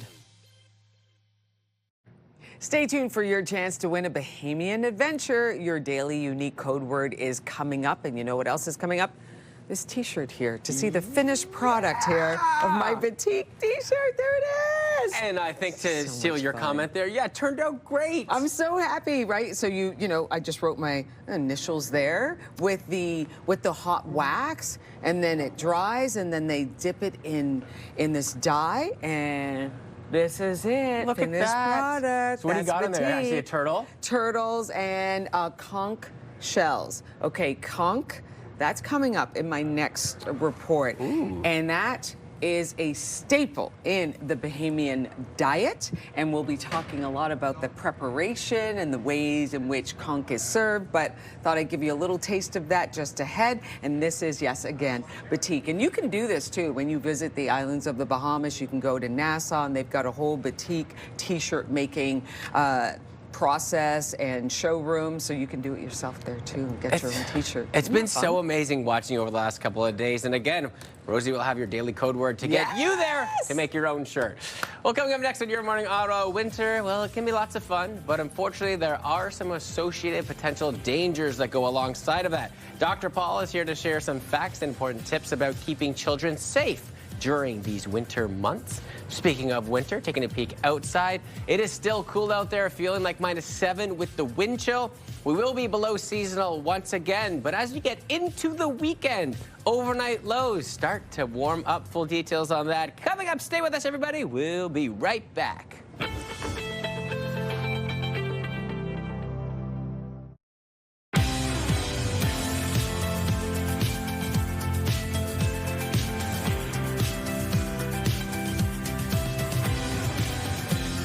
Come on in. Happy Hump Day. I'm Rosie Edda. I'm Will Aiello. Melissa is off today, but we are keeping you warm because Rosie just took us on a wonderful journey once again to the Bahamas. So much fun. And stay tuned for your code word, your secret code word, for your chance to win a trip for 2 to the islands of the Bahamas. That's coming up. It's so exciting. You It's don't want to miss beautiful. that chance, especially with what we've seen so far. What a beautiful location. It is absolutely gorgeous. We'll get to that in a moment, but first off, you got our headlines. I certainly do. We'll start with sports. The PWHL says the Ottawa Charge will not take the ice at Lansdowne 2.0 when that new arena is built at TD Place, saying that the smaller capacity is a step back. You know, we certainly don't want to leave Ottawa. We chose Ottawa for a reason, and the fans have been wonderfully supportive of us there. And we'd like to find a solution that works for us to stay in Ottawa, but the city hasn't made it easy for us, and it's disappointing. The league's VP of Business Operations says all options are on the table, including possibly playing at LeBreton Flats when the new downtown NHL arena is built. The Ottawa Sports and Entertainment Group tells CTV that talks are ongoing with the city and the PWHL, and that a meeting is scheduled for Friday. Goalie Gwyneth Phillips tells Your Morning Ottawa just a little bit earlier in the show that the players are blocking out the noise. Right now, we're just focused on the upcoming season. We still have a few more years, I think, at the original TD, and we love playing there, and we trust that the higher-ups in the PWHL are going to take care of us. So great having them on the show. The season opener for the Charge is a home game Saturday against New York. An 18-year-old man has been charged with second-degree murder after a stabbing in the West End that has shaken the neighborhood. The air feels heavy, to know that someone passed just 30 feet from my front door. It happened on Penny Drive in the Bayshore area on Monday evening. Formosa Motuma of Ottawa has been charged in the death of 43-year-old Jeffrey Wilson of Spencerville, who was fatally stabbed and died in hospital. This is Ottawa's 19th homicide of the year. Ottawa police are investigating a fire that destroyed a home in the city's rural South End. Emergency calls came in just after 4 a.m. yesterday, bringing crews to a home on Snake Island Road in Osgood. When firefighters arrived at the scene, the home was being swallowed by flames. The video was captured by Ottawa Fire. The 5,000-square-foot bungalow was under construction at the time. Firefighters worked hard to bring this fire under control. It took them about 4 hours. There were some hazards on scene, like propane tanks. Another vehicle caught fire that was on scene, as well as multiple walls started to collapse. So we had to create some exclusion zones to keep our firefighters safe and keep them out of those areas. There was another fire at the same home in 2021. That blaze caused $750,000 in damages. The union representing thousands of public servants thinks that layoff notices are about to get worse. We haven't heard any new information. The budget just passed. We expect that our members would be notified by their managers shortly. The government passed its budget by a narrow vote on Monday. It includes a plan to reduce the size of the federal public service by 28,000 jobs by 2029. And Canadians are making tough choices in the grocery aisles as food costs continue to climb. The CEO of Loblaw says customers are starting to shift back to more U.S. products. I think it's coming down to cost for me. A lot of it, yeah. So I'm probably, I'm paying less attention to it. If I can purchase Canadian, I'll do that. I try not to buy American, preferably. Seems to be a lot about cost. Experts say the time of year is also a factor, with Canada relying more on imports outside of the Canadian growing season. Canada's National Alert Ready system is scheduled to be tested across the country. You know the tone, so don't be alarmed when it rings out on your phone, radio, or TV today. The alert is scheduled for 12:55 in Ontario and 1:55 in Quebec. The Salvation Army's Christmas Kettle campaign is underway across Canada. In Ottawa specifically, the Salvation Army has a goal of reaching $325,000 in donations this holiday season. All funds raised go directly back to local families through outlets like the Bethany Hope Center. 100% of the proceeds from those kettles comes back here into our center, and that money is used for program supplies. It is to help us to stock our shelves that we have here in our food share. The Salvation Army has distributed 30 Christmas kettles across the city for its campaign this year. Those can be found in locations such as malls, grocery stores, Walmarts, LCBOs, and Costco. A new record has been set for the most expensive modern art piece ever sold. Ooh. The Gustav Klimt piece sold at Sotheby's in New York after a bidding war.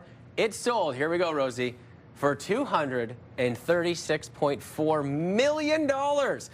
The Klimt piece was painted during the First World War and is one of 2 full-length portraits by the Austrian artist that remain privately owned. At the same auction, a solid gold, fully functional toilet sold for over $12 million. Tell you what, man, some folks got some Got some change to throw around there. Got some money to spend on a gold toilet. There you go. $12 million on a fully functioning. I must remind you, it's fully functioning, so you can install that $12 million toilet there and use it. Do you think folks would actually use it? That's one of those ones where, like, maybe, if you spend so much money on something, it's like one of those rare cars, or that art. Like, you're not going to hang it up or use it, but a toilet, I don't know, because it's a little bit of a different story. That's wild. That's wild. All right, we're going to head outside because temperatures still feel a little bit cool this morning, but we will see kind of everything over the next couple of days, starting with the partly cloudy skies, and this afternoon, partly sunny. They kind of mean the same thing, but I did trick you there. More sunshine, though, expected as we roll through the late afternoon window. And then continuing with that trend this week, we will see a bit of everything. So the next really 24 to 48 hours, that beautiful return of sunshine. Then the clouds take over, but we do get some warmer overnight lows. So even though we lose the sunshine, we get a nice trade-off there over the next week or so. Temperatures right now feeling still a little bit cool, well below seasonal for what we typically see this time of year. -5 in Pembroke, -4 in Ottawa and Montreal. As we take a look at some other locations, -3 in Trenton, Kingston, a little bit cooler at -7 degrees. Now, over the next couple of hours, still a little frosty out there with some cloud cover. As the hours roll on by to the afternoon, we see more and more sunshine, which is so nice for the mid-portion of our work week for many of us. Then as we take a look at the next couple of days, we'll still see plenty of sunshine as we roll through Wednesday afternoon, going into Thursday. Thursday late, really going overnight into Friday morning. We start to see some precipitation roll through northeastern Ontario. A little bit of a messy mix, too. The more north we go, the more we're going to see some snowfall, and then a bit of a mix with some freezing rain and some rain mixed in there as we hover right above or below that freezing mark. The chance for precipitation here in Ottawa arrives overnight into early Friday morning. At this current time, the model shows that it's going to just miss us, but of course could be a little bit messy if that starts to change and it gets directed to here in the capital. Our recess forecast, a little bit cool this morning, so maybe our first recess we have to bundle up. Then by the afternoon, temperatures starting to feel better as that sunshine reappears. -1, it still will feel like -5, -6 degrees with the wind chill. Then finally hopping above that freezing mark late this afternoon, climbing up to 2 with that sunshine making a reappearance. Over the next few days, this is what we're looking at. So I talked about the next 2 days where we see that beautiful sunshine. Temperatures not changing too much on the day side as well as the overnight side. Then as we get into Friday and the weekend, we do have a change. We lose the sunshine. Overnight lows start to gain a little bit of heat. Daytime high values go up and down, so really enjoy the sun over the next couple of days as we could see some messy conditions arrive Friday into the weekend. But daytime high values, luckily, still staying above that freezing mark. And taking a look at your roads at this hour, we have a collision on the 417 eastbound after the Vanier Parkway. 417 eastbound, heavy congestion between Richmond and Greenbank, and then moderate backups from there until about Parkdale. The westbound lanes are starting to slow down between the 174 and Nicholas. And on the 174 westbound, we do have moderate backups between 10th line and the Sir George Etier-Cartier Parkway.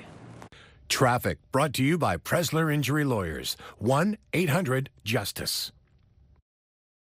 Paging Dr. Paul. Now, winter can be lots of fun, but unfortunately, there are some associated potential dangers.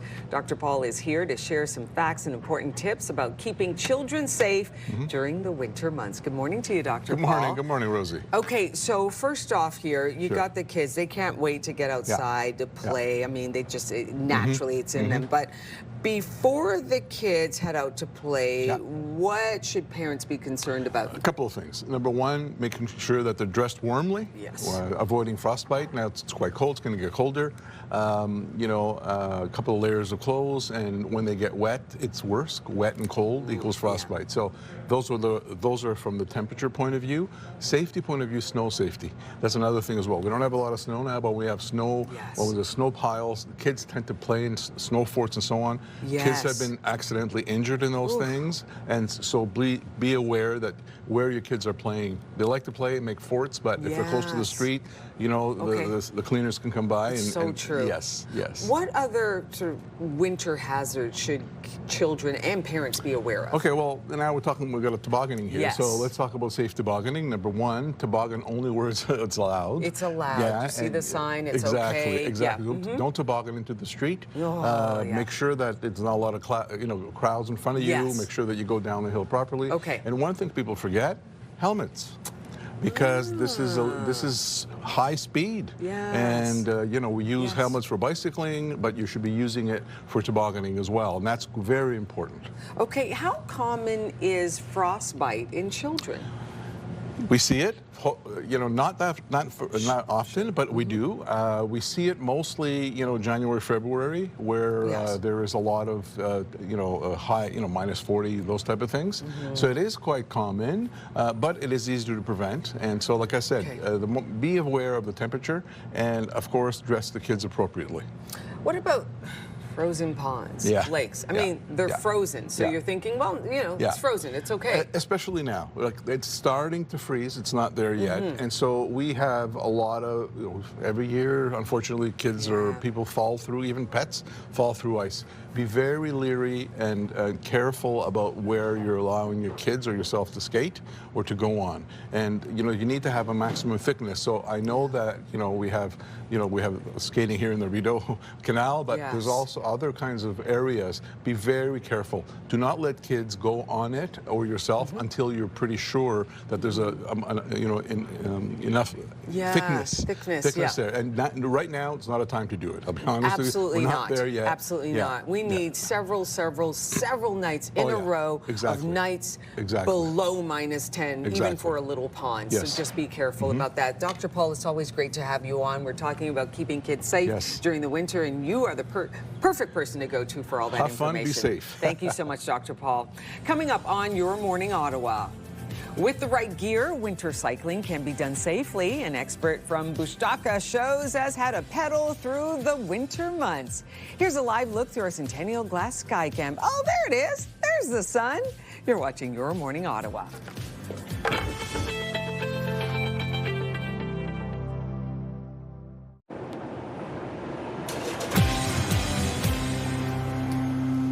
Welcome back. As winter draws near, it is now time to really make sure that your bike is ready for the cold, wet, snowy days. And here to take us through how to do just that, we've got Ashley Bellumar from Bushtaka, and Ashley is actually on her way to work. She just said she'd just stop by, show us how to do it, and then she's off to work. Good morning to you, Ashley. Good morning. Good morning. Okay, so first things first, can we talk about how to get the bike prepared for winter?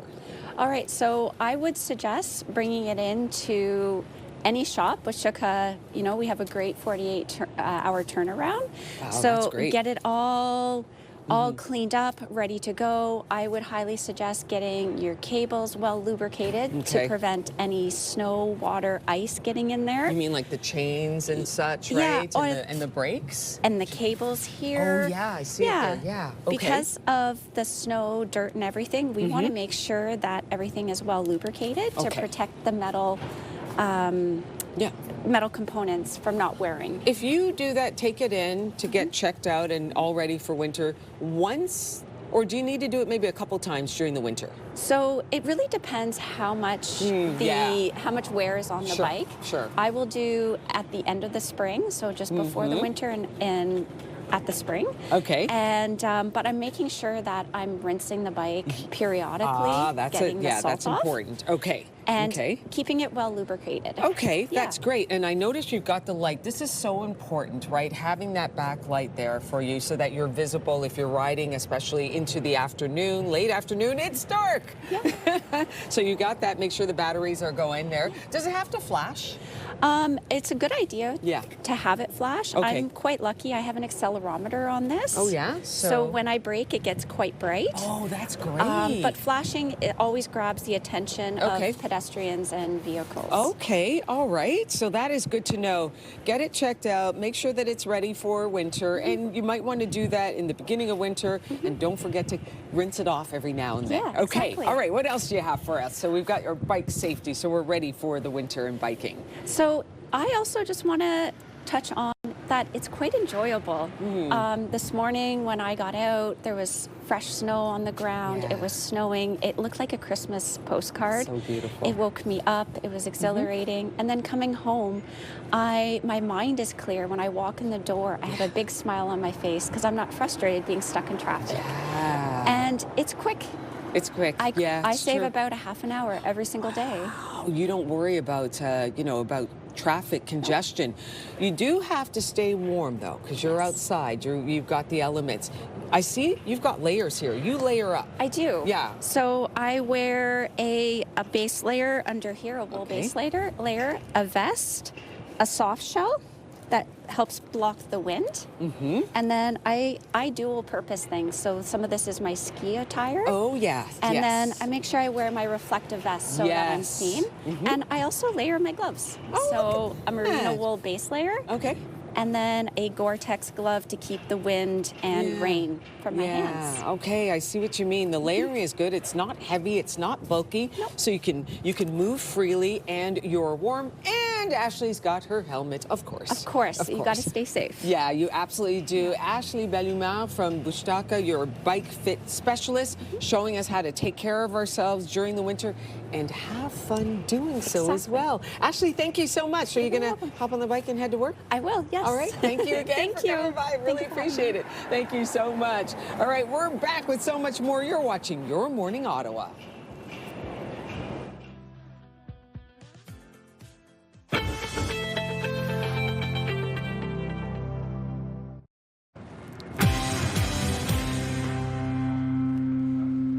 Welcome back, everybody. My tour of the Chio Dream Home continues, and this time I check in with Minto to learn a little bit more about the incredible home that could be yours if you win the grand prize in the Chio Dream of a Lifetime lottery.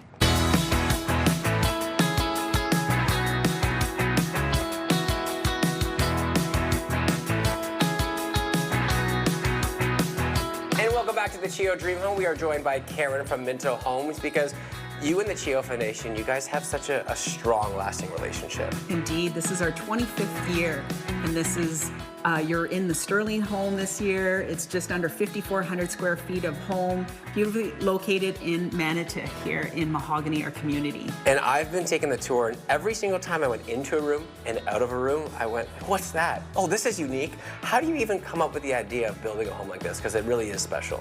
Well, you know, there's lots of people in the office that have points of views. This year, they really wanted a 2-story great room that's here. We went big because we had a great lot. It's right on the side of a pond feature, so you have it all up here. We're at the loft area overlooking the spectacular pond. Your entrance is 2 stories of stone that was from the outside inside. Spectacular. It's so cool, and you've got the movie room downstairs to just chill out in. You have the beautiful terrace. What are some of the highlights that you really enjoy about this home that are maybe a little bit different from most? Well, this year it's multi-gen. So we have primary on the first floor with their own laundry room space, and then up here with these 3 bedrooms is a laundry feature as well. So, you know, the basement, like you mentioned, spectacular as well. I think it's so great. Again, that 25-year history of the collaboration. Karen, thank you for your time today. No problem. Glad to be here. And coming up, we'll actually speak with one of the Chio families.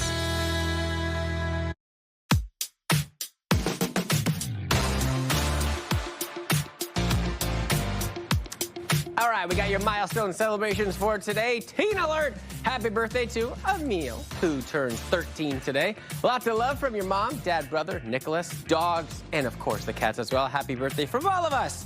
Double digits still. Happy 12th birthday to Jackson. Love from mom, dad, and Jameson.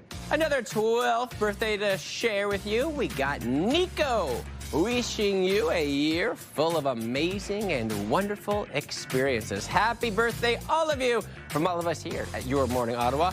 If you got a milestone, we want you to celebrate it with us. Send us those birthday announcements.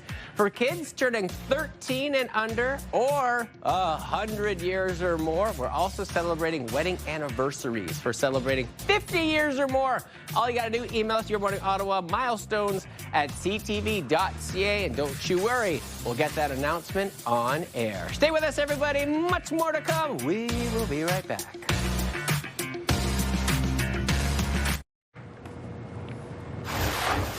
It's Wednesday, November 19th. We're just focused on the upcoming season. You know, we still have a few more years, I think, at the original TD, and we love playing there, and you know, we trust that the higher-ups in the PWHL are going to take care of us. Players respond as the future of the Ottawa Charge remains up in the air after the league says it will not play at Lansdowne 2.0. We haven't heard any new information The budget just passed. We expect that our members would be notified by their managers shortly. The union representing thousands of public servants says there could be more layoff notices coming to the federal public sector workers. And we introduce you to some local authors whose new book has already become a #1 bestseller. Your Morning Ottawa continues right now.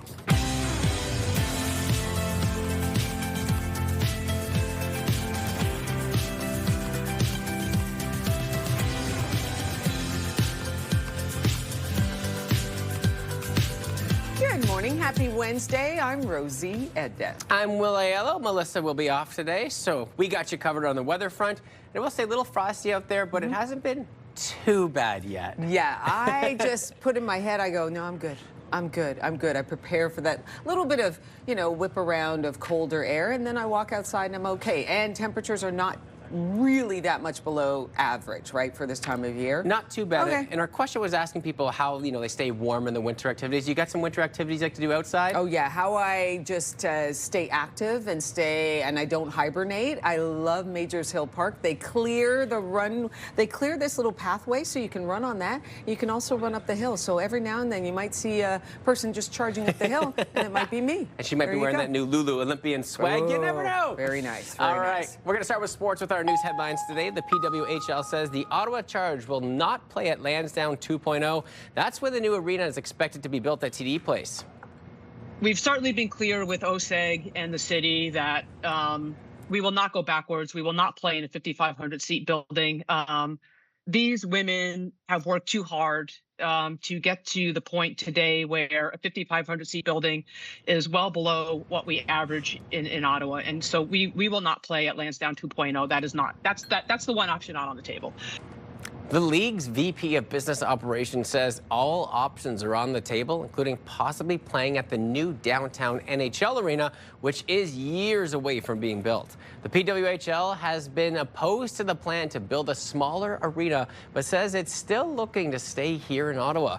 The Ottawa Sports and Entertainment Group tells CTV that talks are ongoing and that a meeting is scheduled for Friday. Goalie Gwyneth Phillips tells Your Morning Ottawa the players are blocking out the noise. Right now, we're just focused on the upcoming season. We still have a few more years, I think, at the original TD, and we love playing there, and we trust that the higher-ups in the PWHL are going to take care of us. The season opener for the Charge is a home game on Saturday. That is against New York. An 18-year-old man has been charged with second-degree murder after a stabbing in the West End that has shaken the neighborhood. The air feels heavy, to know that someone passed just 30 feet from my front door. It happened on Penny Drive in the Bayshore area on Monday evening. Firomsa Motuma of Ottawa has been charged in the death of 43-year-old Jeffrey Wilson of Spencerville, who was fatally stabbed and died in hospital. This is Ottawa's 19th homicide of the year. Ottawa police are investigating a fire that destroyed a home in the city's rural South End. Emergency calls came in just after 4 a.m. yesterday, bringing crews to a home on Snake Island Road in Osgood. When firefighters arrived at the scene, the home was being swallowed by flames. This video was captured by Ottawa Fire. The 5,000-square-foot bungalow was under construction at the time. Firefighters worked hard to bring this fire under control. It took them about 4 hours. There were some hazards on scene, like propane tanks.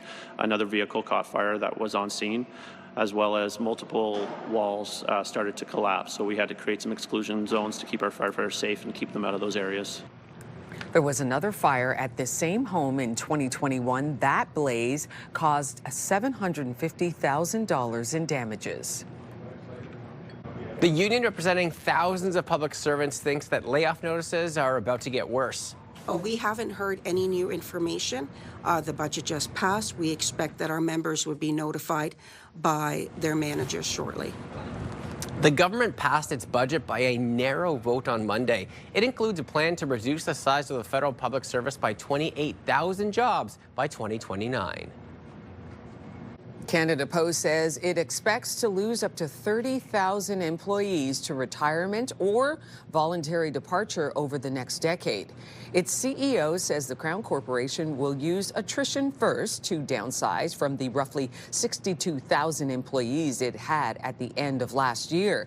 Canada Post has struggled recently as labor disputes and declines in letter mail have strained the business. The company's CFO said in an annual meeting the Crown Corporation is effectively insolvent. Canada heads into the World Cup year on the back of a scrappy win against Venezuela. Good ball over the top. Canada have something here. Nico Segur. Early ball inside. Promise David! Promise David and Ismail Kane scored for the Canadians in a match that saw 2 red cards. Final score was 2-0 and will be the last time Team Canada plays before the World Cup draw next month. NHL legend Wayne Gretzky also visited the Canadian dressing room before the match to pump up the team. Okay then, getting a little, you know, legendary Canadian athlete helping them out. So good on them for that win. That's so great too, having someone like Wayne Gretzky too, just like a mental state to get in before the game. Yeah. With his accomplishments, so it's so cool to have him in there. Okay, well, what are we talking about here as far as the weather concerned here? You just mentioned NHL, Wayne Gretzky. Are we talking icy conditions, cold? Listen, that's a positive point that I want everyone to remember, especially here in the capital. We want the canal to be good and nice and cold so we can skate throughout the winter months. Over the next couple of days, we'll have some below seasonal daytime highs and overnight lows, but kind of a mix of everything. Today's still a little on the cool side. Right now, -4 in Pembroke, -5 right here in the capital, -4 in Cornwall and Montreal. Conditions-wise, a little frosty this morning, but some sunshine will reappear into the afternoon. As you start to trickle into the next couple of hours, we will see more and more sunshine, and then mainly sunny skies as we approach the afternoon window. As we roll into the next couple of days, though, so plenty of sunshine through this afternoon, and that will continue into tomorrow too. So lots of sun over the next 48 hours. As we get to Friday and head into the weekend, we start to see a chance for some precipitation, and it could be a little bit messy. At this current time, it looks like it might just miss us here in the capital, but northeastern Ontario Thursday late going into Friday morning, we could see some mixed precipitation. It all depends on which areas are hovering just above or below that freezing mark line. So you can see here we have some snowfall the more north we go, freezing rain rate in the mix, and then a little bit of rainfall too. So potentially some messy conditions if we have any traveling heading up to northeastern Ontario over the next couple of days as we head into the weekend. But here traveling into Toronto, still looking pretty good, but temperatures will be a little bit all over the place over the next couple of days too. Taking a look at our daytime highs. 1 in Pembroke, right at that freezing mark in Bancroft. Add 2, we got Ottawa and Kentville, as well as Cornwall struggling at that 2 degrees to get above 5. Right at the freezing mark, Petawawa, 1 degree, and 2 in Gatineau. Over the next 5 days, though, we will see a little bit of everything. We'll focus in on the next 2 days first. So today, 2 degrees with a mix of sun and cloud. Then that beautiful sunshine makes a return into Thursday. Temperatures do a bit of a swing here, so we lose the sunshine, but overnight lows cool to start overnight tonight into tomorrow. Then they get warmer into the weekend forecast with the daytime highs kind of doing their own thing. A little bit all over the place over the next couple of days, but we lose the sunshine and a chance for some precipitation. First starting off as some mixed precipitation and then maybe seeing some snowfall into the weekend forecast. So over your next 5 days, a little of everything, but focusing on the sunshine over the next 2. And as we take a look at your roads this hour, 417 East Collision has been cleared at Vanier. However, major congestion between Richmond and Greenbank. We are also seeing some moderate backups from there until about Parkdale. 417 west moderate delays in the westbound between Hunt Club and the 174 split. Also heavy delays between the 174 and Nicholas 174 west. Heavy backups between 10th line and the Sir George Etier Parkway. So as we continue to see this morning, we are seeing major backups on the way. So leave yourself just a little bit of extra time as we roll through the next couple of hours. Well, my tour of the Chio Dream Home continues, and for my last stop, I'm learning how the money raised during the Chio Dream of a Lifetime Lottery supports the little ones at our region's Children's Hospital.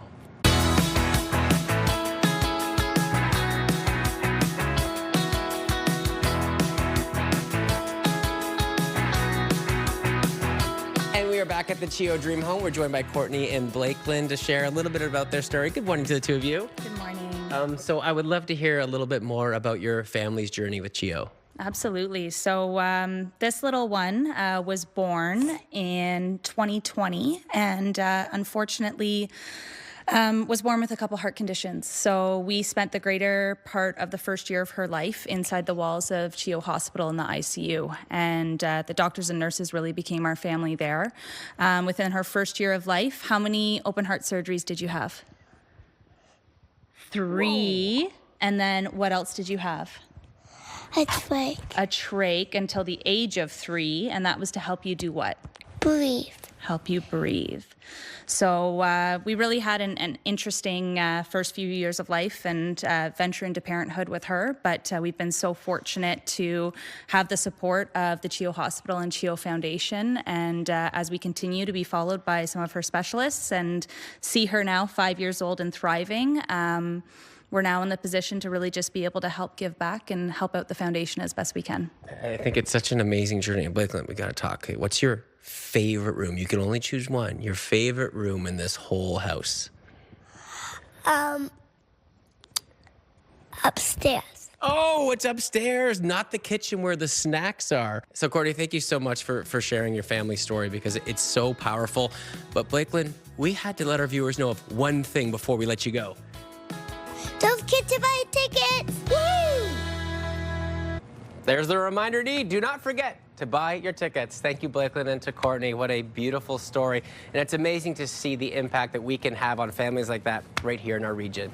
Well, as we continue shopping locally for the holidays, and today we are taking a trip to the city's south end. Ooh, Christmas is in full effect here in our studios. That's coming up just after the break. Oh, there's the Christmas bells. Our director, Michael Payne, knows I love Christmas. Listen to that. How can you not be joyful on this Wednesday? All right, that's coming up. We're going to take a peek outside through our Centennial Glass sky cam, and not a lot of snow left on the ground. Could we see more in the forecast over the next 2, 3, 4 days? We'll still have more details on that coming up. Stay with us. We'll be right back.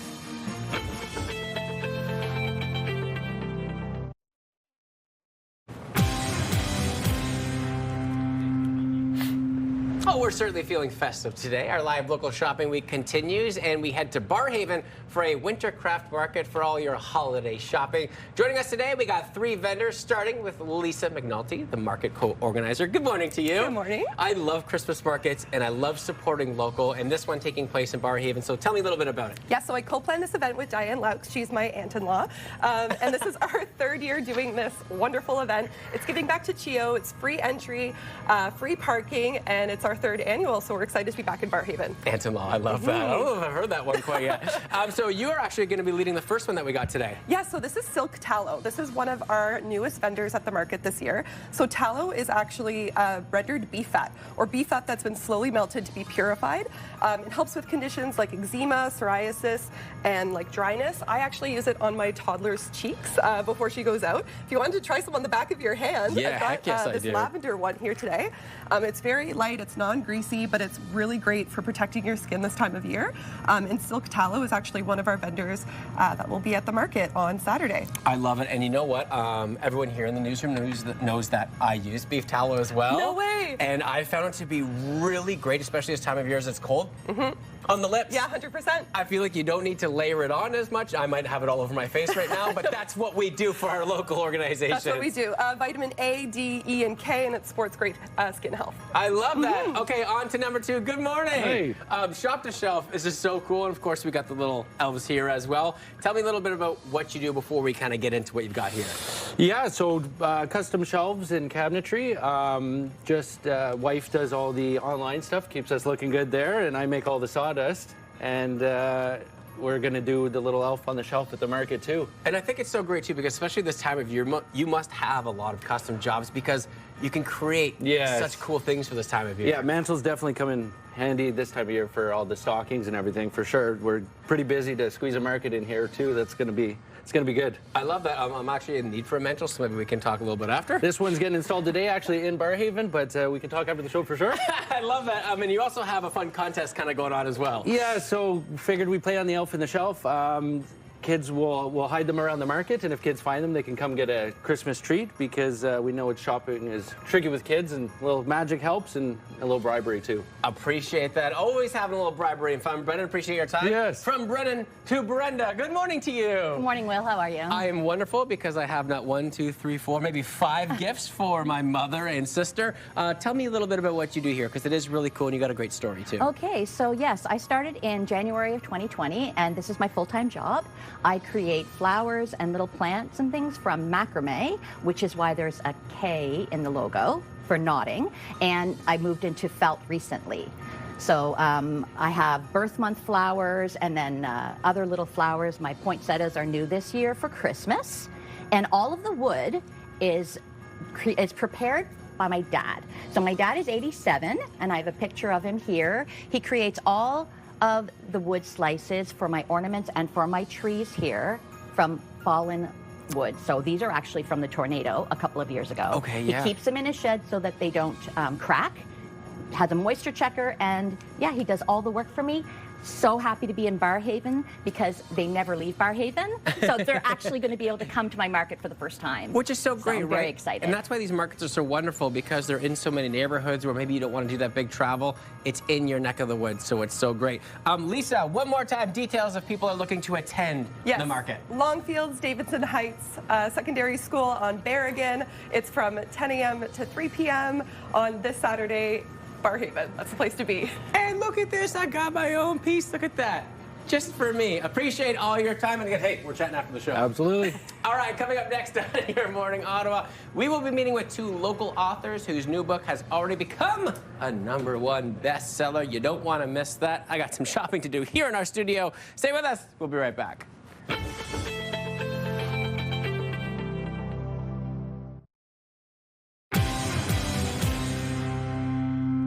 Welcome back, everybody. Samantha and Samar are the co-founders of Lucky Book Publishing, and their new book, Write the Book That Changes Everything, How to Publish a #1 Bestseller and Impact Millions, has already become a #1 bestseller. Good morning to the 2 of you. Good morning. I love everything about this, including the pink color, as we were just discussing. Tell me a little bit about everything that went behind this idea for this book. Absolutely. Well, we're book publishers, and I'm proud to have been born and raised in Ottawa since I was 2 years old. So this book is basically our secret sauce behind our publishing business. I love it. We're disrupting the industry. Our book is about write the book, build the business, be the brand. So as you know, it's not just about writing a book. You're in media, right? It's got how do you move it, right? So behind the scenes, Samar and I, we come from a digital marketing media background. So we wanted to write a book that not only helps people write their thought leadership and get their great words out, but also market it and get the visibility after. So it's all in there. I love that, and I think a big portion of that, even just from hearing you talk, is, thinking outside the box, challenging what's normal out there. So what are some of the ideas that you've come up with in here, that not to give too much away? Okay. Well, I'll share with you my favorite, and then you can say what part of yours. So I love that we have a business matrix in there. So as you know, in this economy, you can't just, like I said, you don't want to write a book that just your family and friends read, right? You want to make an impact. Our title is How to Publish a #1 Bestseller and Impact Millions. We're working with heart-centered entrepreneurs and thought leaders. They've got their big ideas out there. So in that book, on page 20, actually, there's the whole business matrix. While you're writing a book, don't be a best-kept secret. How to really build the momentum so that your book, when it gets out there, it creates that ripple effect. And how has your journey changed over the course of writing these books? Because I feel like you get a whole different perspective, and that's kind of like the morale to get people and authors aware and businesses about how to change course of action. So for me, it's about the ripple effect. Yes, I am helping my authors get a #1 bestseller and put their stories out there, but it's about the ripple effect. Thousands of people, impacting thousands of people around the world that you've never even met, changing their lives, right? So your story matters. That's what we always say at Lucky Book Publishing. Your story matters. Put it out there. You never know who needs to hear it. And I think a big component part about this is the reactions from people that you actually work with. They probably come in, and then once you guys start hammering these details and they see the impact of taking your advice, is that truly meaningful when you see that kind of uprise? That is the best thing ever. This book, it's not just our words. There's over 20 stories in there of real life authors, many of them from the Ottawa area. So they share the lived examples of actually following our formula. I love it. We're disrupting the industry. especially being two female book publishers, all our mentors were male. So, I just want to remind everyone, like, if you didn't see someone who looked like you on the cover of a bestseller, like, I want to be that representation. I want people to know that your story matters and that there's cheat codes. You don't have to do this by yourself. So you could read this book. You could also work with us, and, let's do this together. A powerful message. And if people are looking to pick it up, where should they head to? It's available on all major distributors around the world to get your book. And tonight, we're actually signing books tonight at our book launch, so that's exciting too. Well, congratulations. Really appreciate your time. And thanks for providing a different side of the story as well, because it can be so powerful. And I'm sure you will continue to help so many people. Thanks, Will. Rosie, over to you. Thanks, Will. What started as a way to cope and find comfort when he first arrived to Canada from Yemen slowly turned into a successful cookie business. Our guest is standing by in the Your Morning Ottawa Delorier kitchen. There he is. All right, he's coming up just after the break. Got some delicious cookies. Here's a live look through our sky cam. Just a little bit of sun trying to peek through there. You're watching Your Morning Ottawa.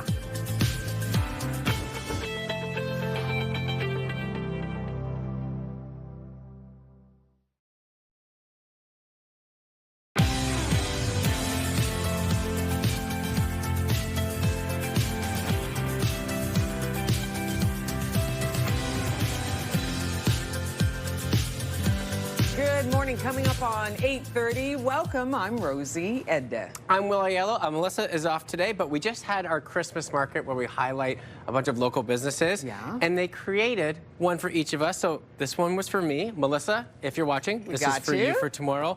And then Rosie, Morning Sparkle with Rosie. That's for you. That is so nice. Is that so great?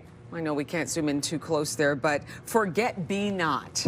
That is so great from them. That is wonderful. Thank you for that. We're in the Christmas mood here. We're going to talk about that, and we're going to talk about your weather. But first off, your top stories. Yeah, we're going to start with sports today. The PWHL says the Ottawa Charge will not take the ice at Lansdowne 2.0 when the new arena is built at TD Place, saying that the smaller capacity is a step backwards. We certainly don't want to leave Ottawa. We chose Ottawa for a reason, and the fans have been wonderfully supportive of us there. And we'd like to find a solution that works for us to stay in Ottawa, but, the city hasn't made it easy for us, and it's disappointing. The league's VP of Business Operations says all options are on the table, including possibly playing at LeBreton Flats when the new downtown NHL arena is built. The Ottawa Sports and Entertainment Group tells CTV that talks are ongoing with the city and the league, and that a meeting is scheduled for Friday. A little bit earlier on our program, goalie Gwyneth Phillips tells Your Morning Ottawa the players are blocking out the noise. Right now, we're just focused on the upcoming season. We still have a few more years, I think, at the original TD, and we love playing there, and we trust that the higher-ups in the PWHL are going to take care of us. The season opener for the Ottawa Charge is a home game that Saturday against New York. An 18-year-old has been charged with second-degree murder after a stabbing in the West End that has shaken the neighborhood. The air feels heavy, to know that someone passed just 30 feet from my front door. It happened on Penny Drive in the Bayshore area on Monday evening. Formosa Motoma of Ottawa has been charged in the death of 43-year-old Jeffrey Wilson of Spencerville, who was fatally stabbed and died in hospital. This is Ottawa's 19th homicide of the year. Ottawa police are investigating a fire that destroyed a home in the city's rural South End. Emergency calls came in just after 4 a.m. yesterday, bringing crews to a home on Snake Island Road in Osgood. When firefighters arrived at the scene, the home was being swallowed by flames. This video was captured by Ottawa Fire. The 5,000-square-foot bungalow was under construction at the time. Firefighters worked hard to bring this fire under control. It took them about 4 hours. There were some hazards on scene, like propane tanks. Another vehicle caught fire that was on scene, as well as multiple walls started to collapse. So we had to create some exclusion zones to keep our firefighters safe and keep them out of those areas. There was another fire at the same home in 2021. That blaze caused $750,000 in damages. The union representing thousands of public servants thinks layoff notices are about to get worse. We haven't heard any new information. The budget just passed. We expect that our members would be notified by their managers shortly. The government passed its budget by a narrow vote on Monday. It includes a plan to reduce the size of the federal public service by 28,000 jobs by 2029. Canada's National Alert Ready system is scheduled to be tested across the country. You know the tone, so don't be alarmed when it rings out on your phone, radio, or TV today. The alert is scheduled for 12:55 in Ontario and 1:55 in Quebec. A new list out points to the top targets for car thieves. The RAV4 was the most stolen in Canada, followed by the Dodge Ram 1500 series, the Honda CR-V, the Ford F-150 series, and the Honda Civic 2020 or newer models were particularly targeted among these vehicles. Despite a drop, auto theft continues to cost Canadians more than $1 billion in insurance claims every year. The Salvation Army's Christmas Kettle campaign is underway across Canada.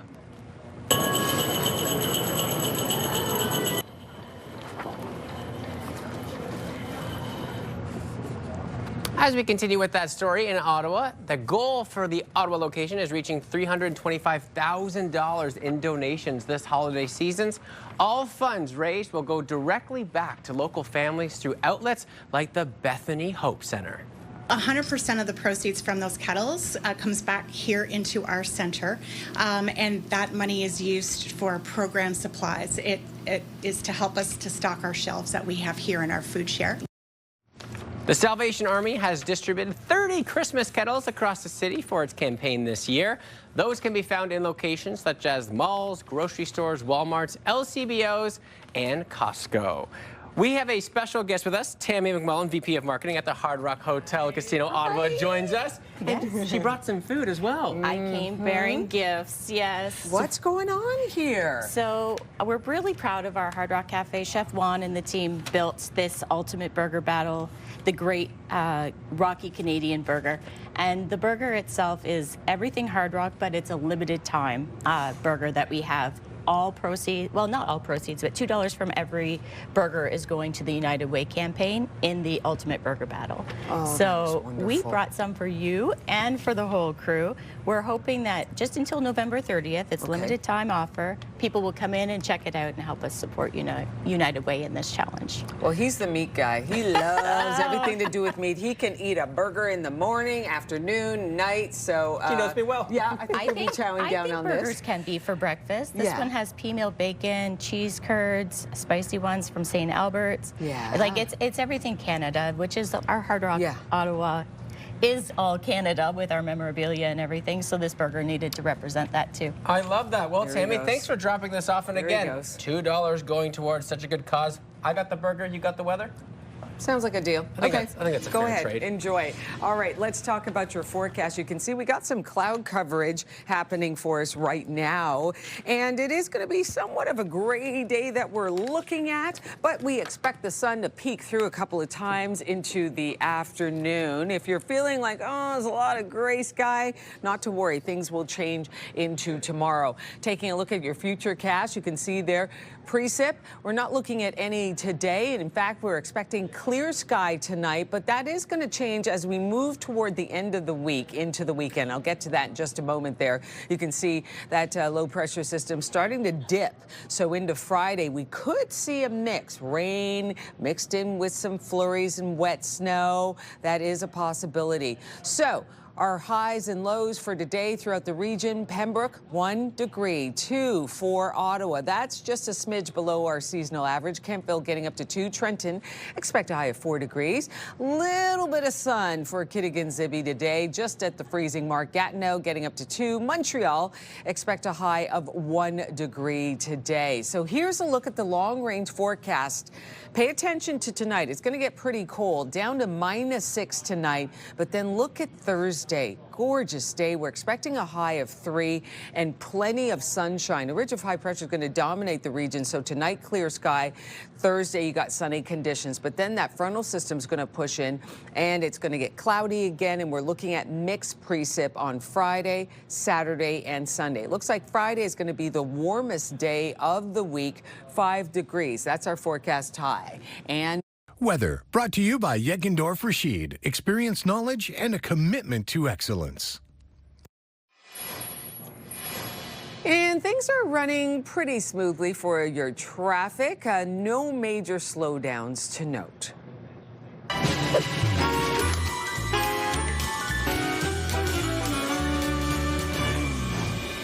Omar Gabber came to Canada as a refugee from Yemen, and what started as a way to cope and find comfort slowly turned into a successful cookie business. Good morning to you, my friend. Good morning, Will. I love this whole journey because in a difficult time, you found that cooking and creating these recipes was actually a way for you to gain some strength.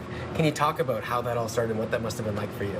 Yeah, when I came to Canada back in 2022. I was 18 years old, and moving forward to 2024, like I started studying tech. Things got really hard mentally. The thing that kept me grounded was baking and trying to create new flavors. That's how Chewy Puff starts.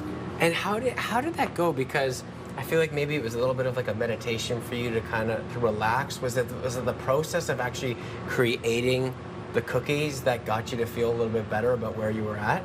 Yeah, it was like the creation, trying to create a new flavors, the challenge of trying to take a dessert and make it to a cookie, the challenge, the way of how to transfer just a raw flour and eggs into something that people enjoy. And I mean, the name speaks for itself, Chewy Puff. As soon as you hear that, your mouth just starts to water. So what have you brought with us today? I do have here is an Nanaimo bar cookie. It is inspired from a Nanaimo dessert.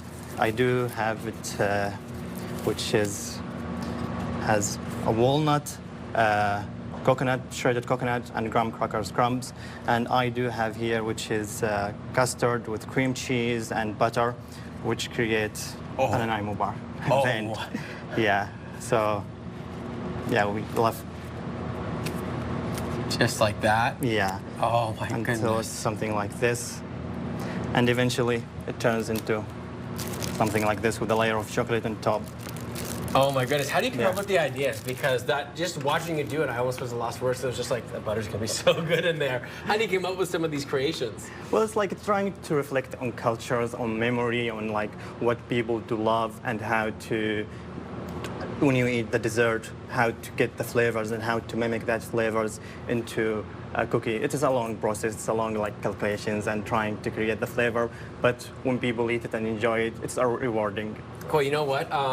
And speaking of rewarding, you deserve this award. Even just speaking with you today, you can tell the passion in your story. Tell me a little bit about that reward that you have, because it is truly meaningful. Well, it's the Youth Migrant Entrepreneur Award from the city of Ottawa. It was a pleasure for me, like when you start a small business and you always wonder, like especially when you're at a young age, is anyone seeing me like when I'm trying to build this thing? Then when the city that I'm trying to make it home, I'm trying to build something here, call your name. It's like a moment of recognition. It's a pleasure. And you know, there's probably so many people that are in similar situations that are struggling and obviously going through it, coming out the other side and having this incredible business and being recognized. What would your message be to some of those people that are in that kind of struggle phase right now? There is help. You know, like keep going, keep asking for help. I've been there. I know how it feels to be lonely, but there is a light, and yeah, things are gets better every day. But we need to show up. That's the hardest part. I love that, though. You need to show up, but there is light at the end of the day. Yeah. Omar, thank you for coming with us, and thank you for sharing your journey, because it really is special. I appreciate your time this morning. Thank you for having me. Yeah. And if you want to be featured on Your Morning Kitchen, maybe you know a local chef or restaurant, and you want to come on, email us, yourmorningottawa@ctv.ca, and we would love to have you on. Rosie. CTV Your Morning Ottawa wants to send you on a Bahamian adventure. Imagine a 7-night escape at Margaritaville Beach Resort, Nassau, in the islands of the Bahamas. Watch all this week for your unique daily code words and enter them at ctvottawa.ca. Ready for this? Today's code word is paradise. Enter it now for your chance to win this ultimate tropical getaway. Once again, today's code word is paradise. Good luck. Here's a live look through our Centennial Glass Sky Cam. You're watching Your Morning Ottawa. We'll be right back.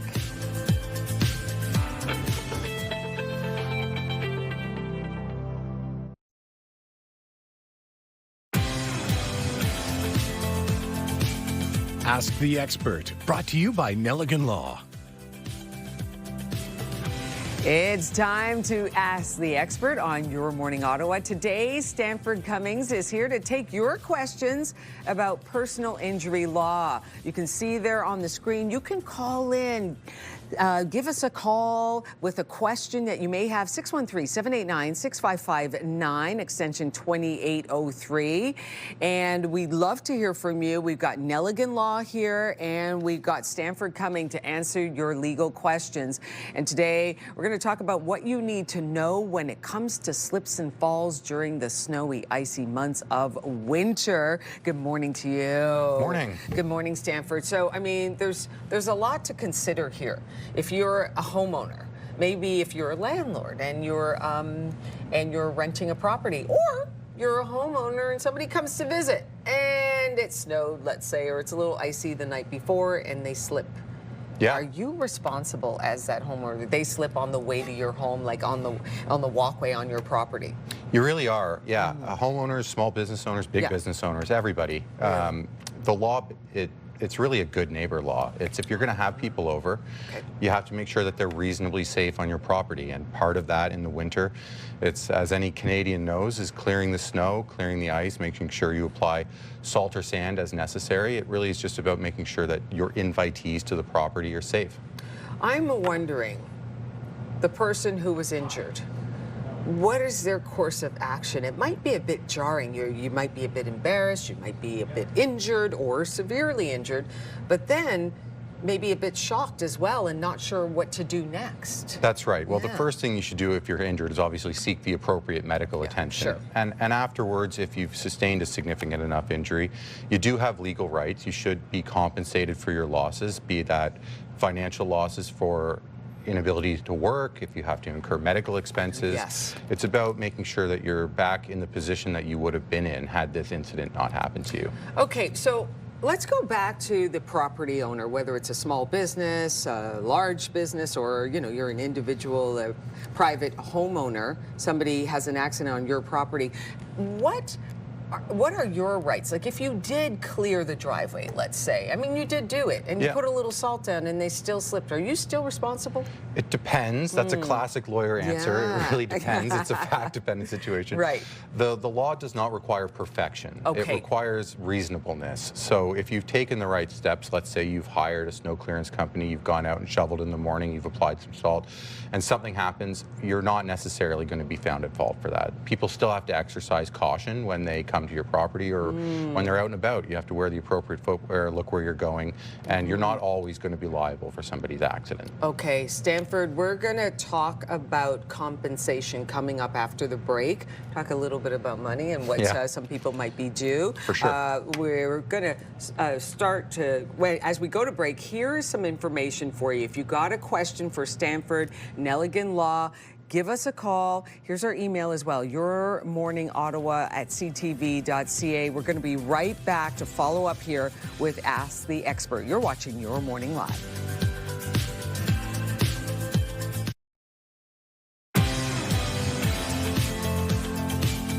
Ask the Expert, brought to you by Nelligan Law. Welcome back. If you want to get in touch with Nelligan Law, there's their phone number right on the screen, 613-238-8080. And you can also email them, info@nelliganlaw.ca. We're going to continue on with our conversation here with Stanford Cummings.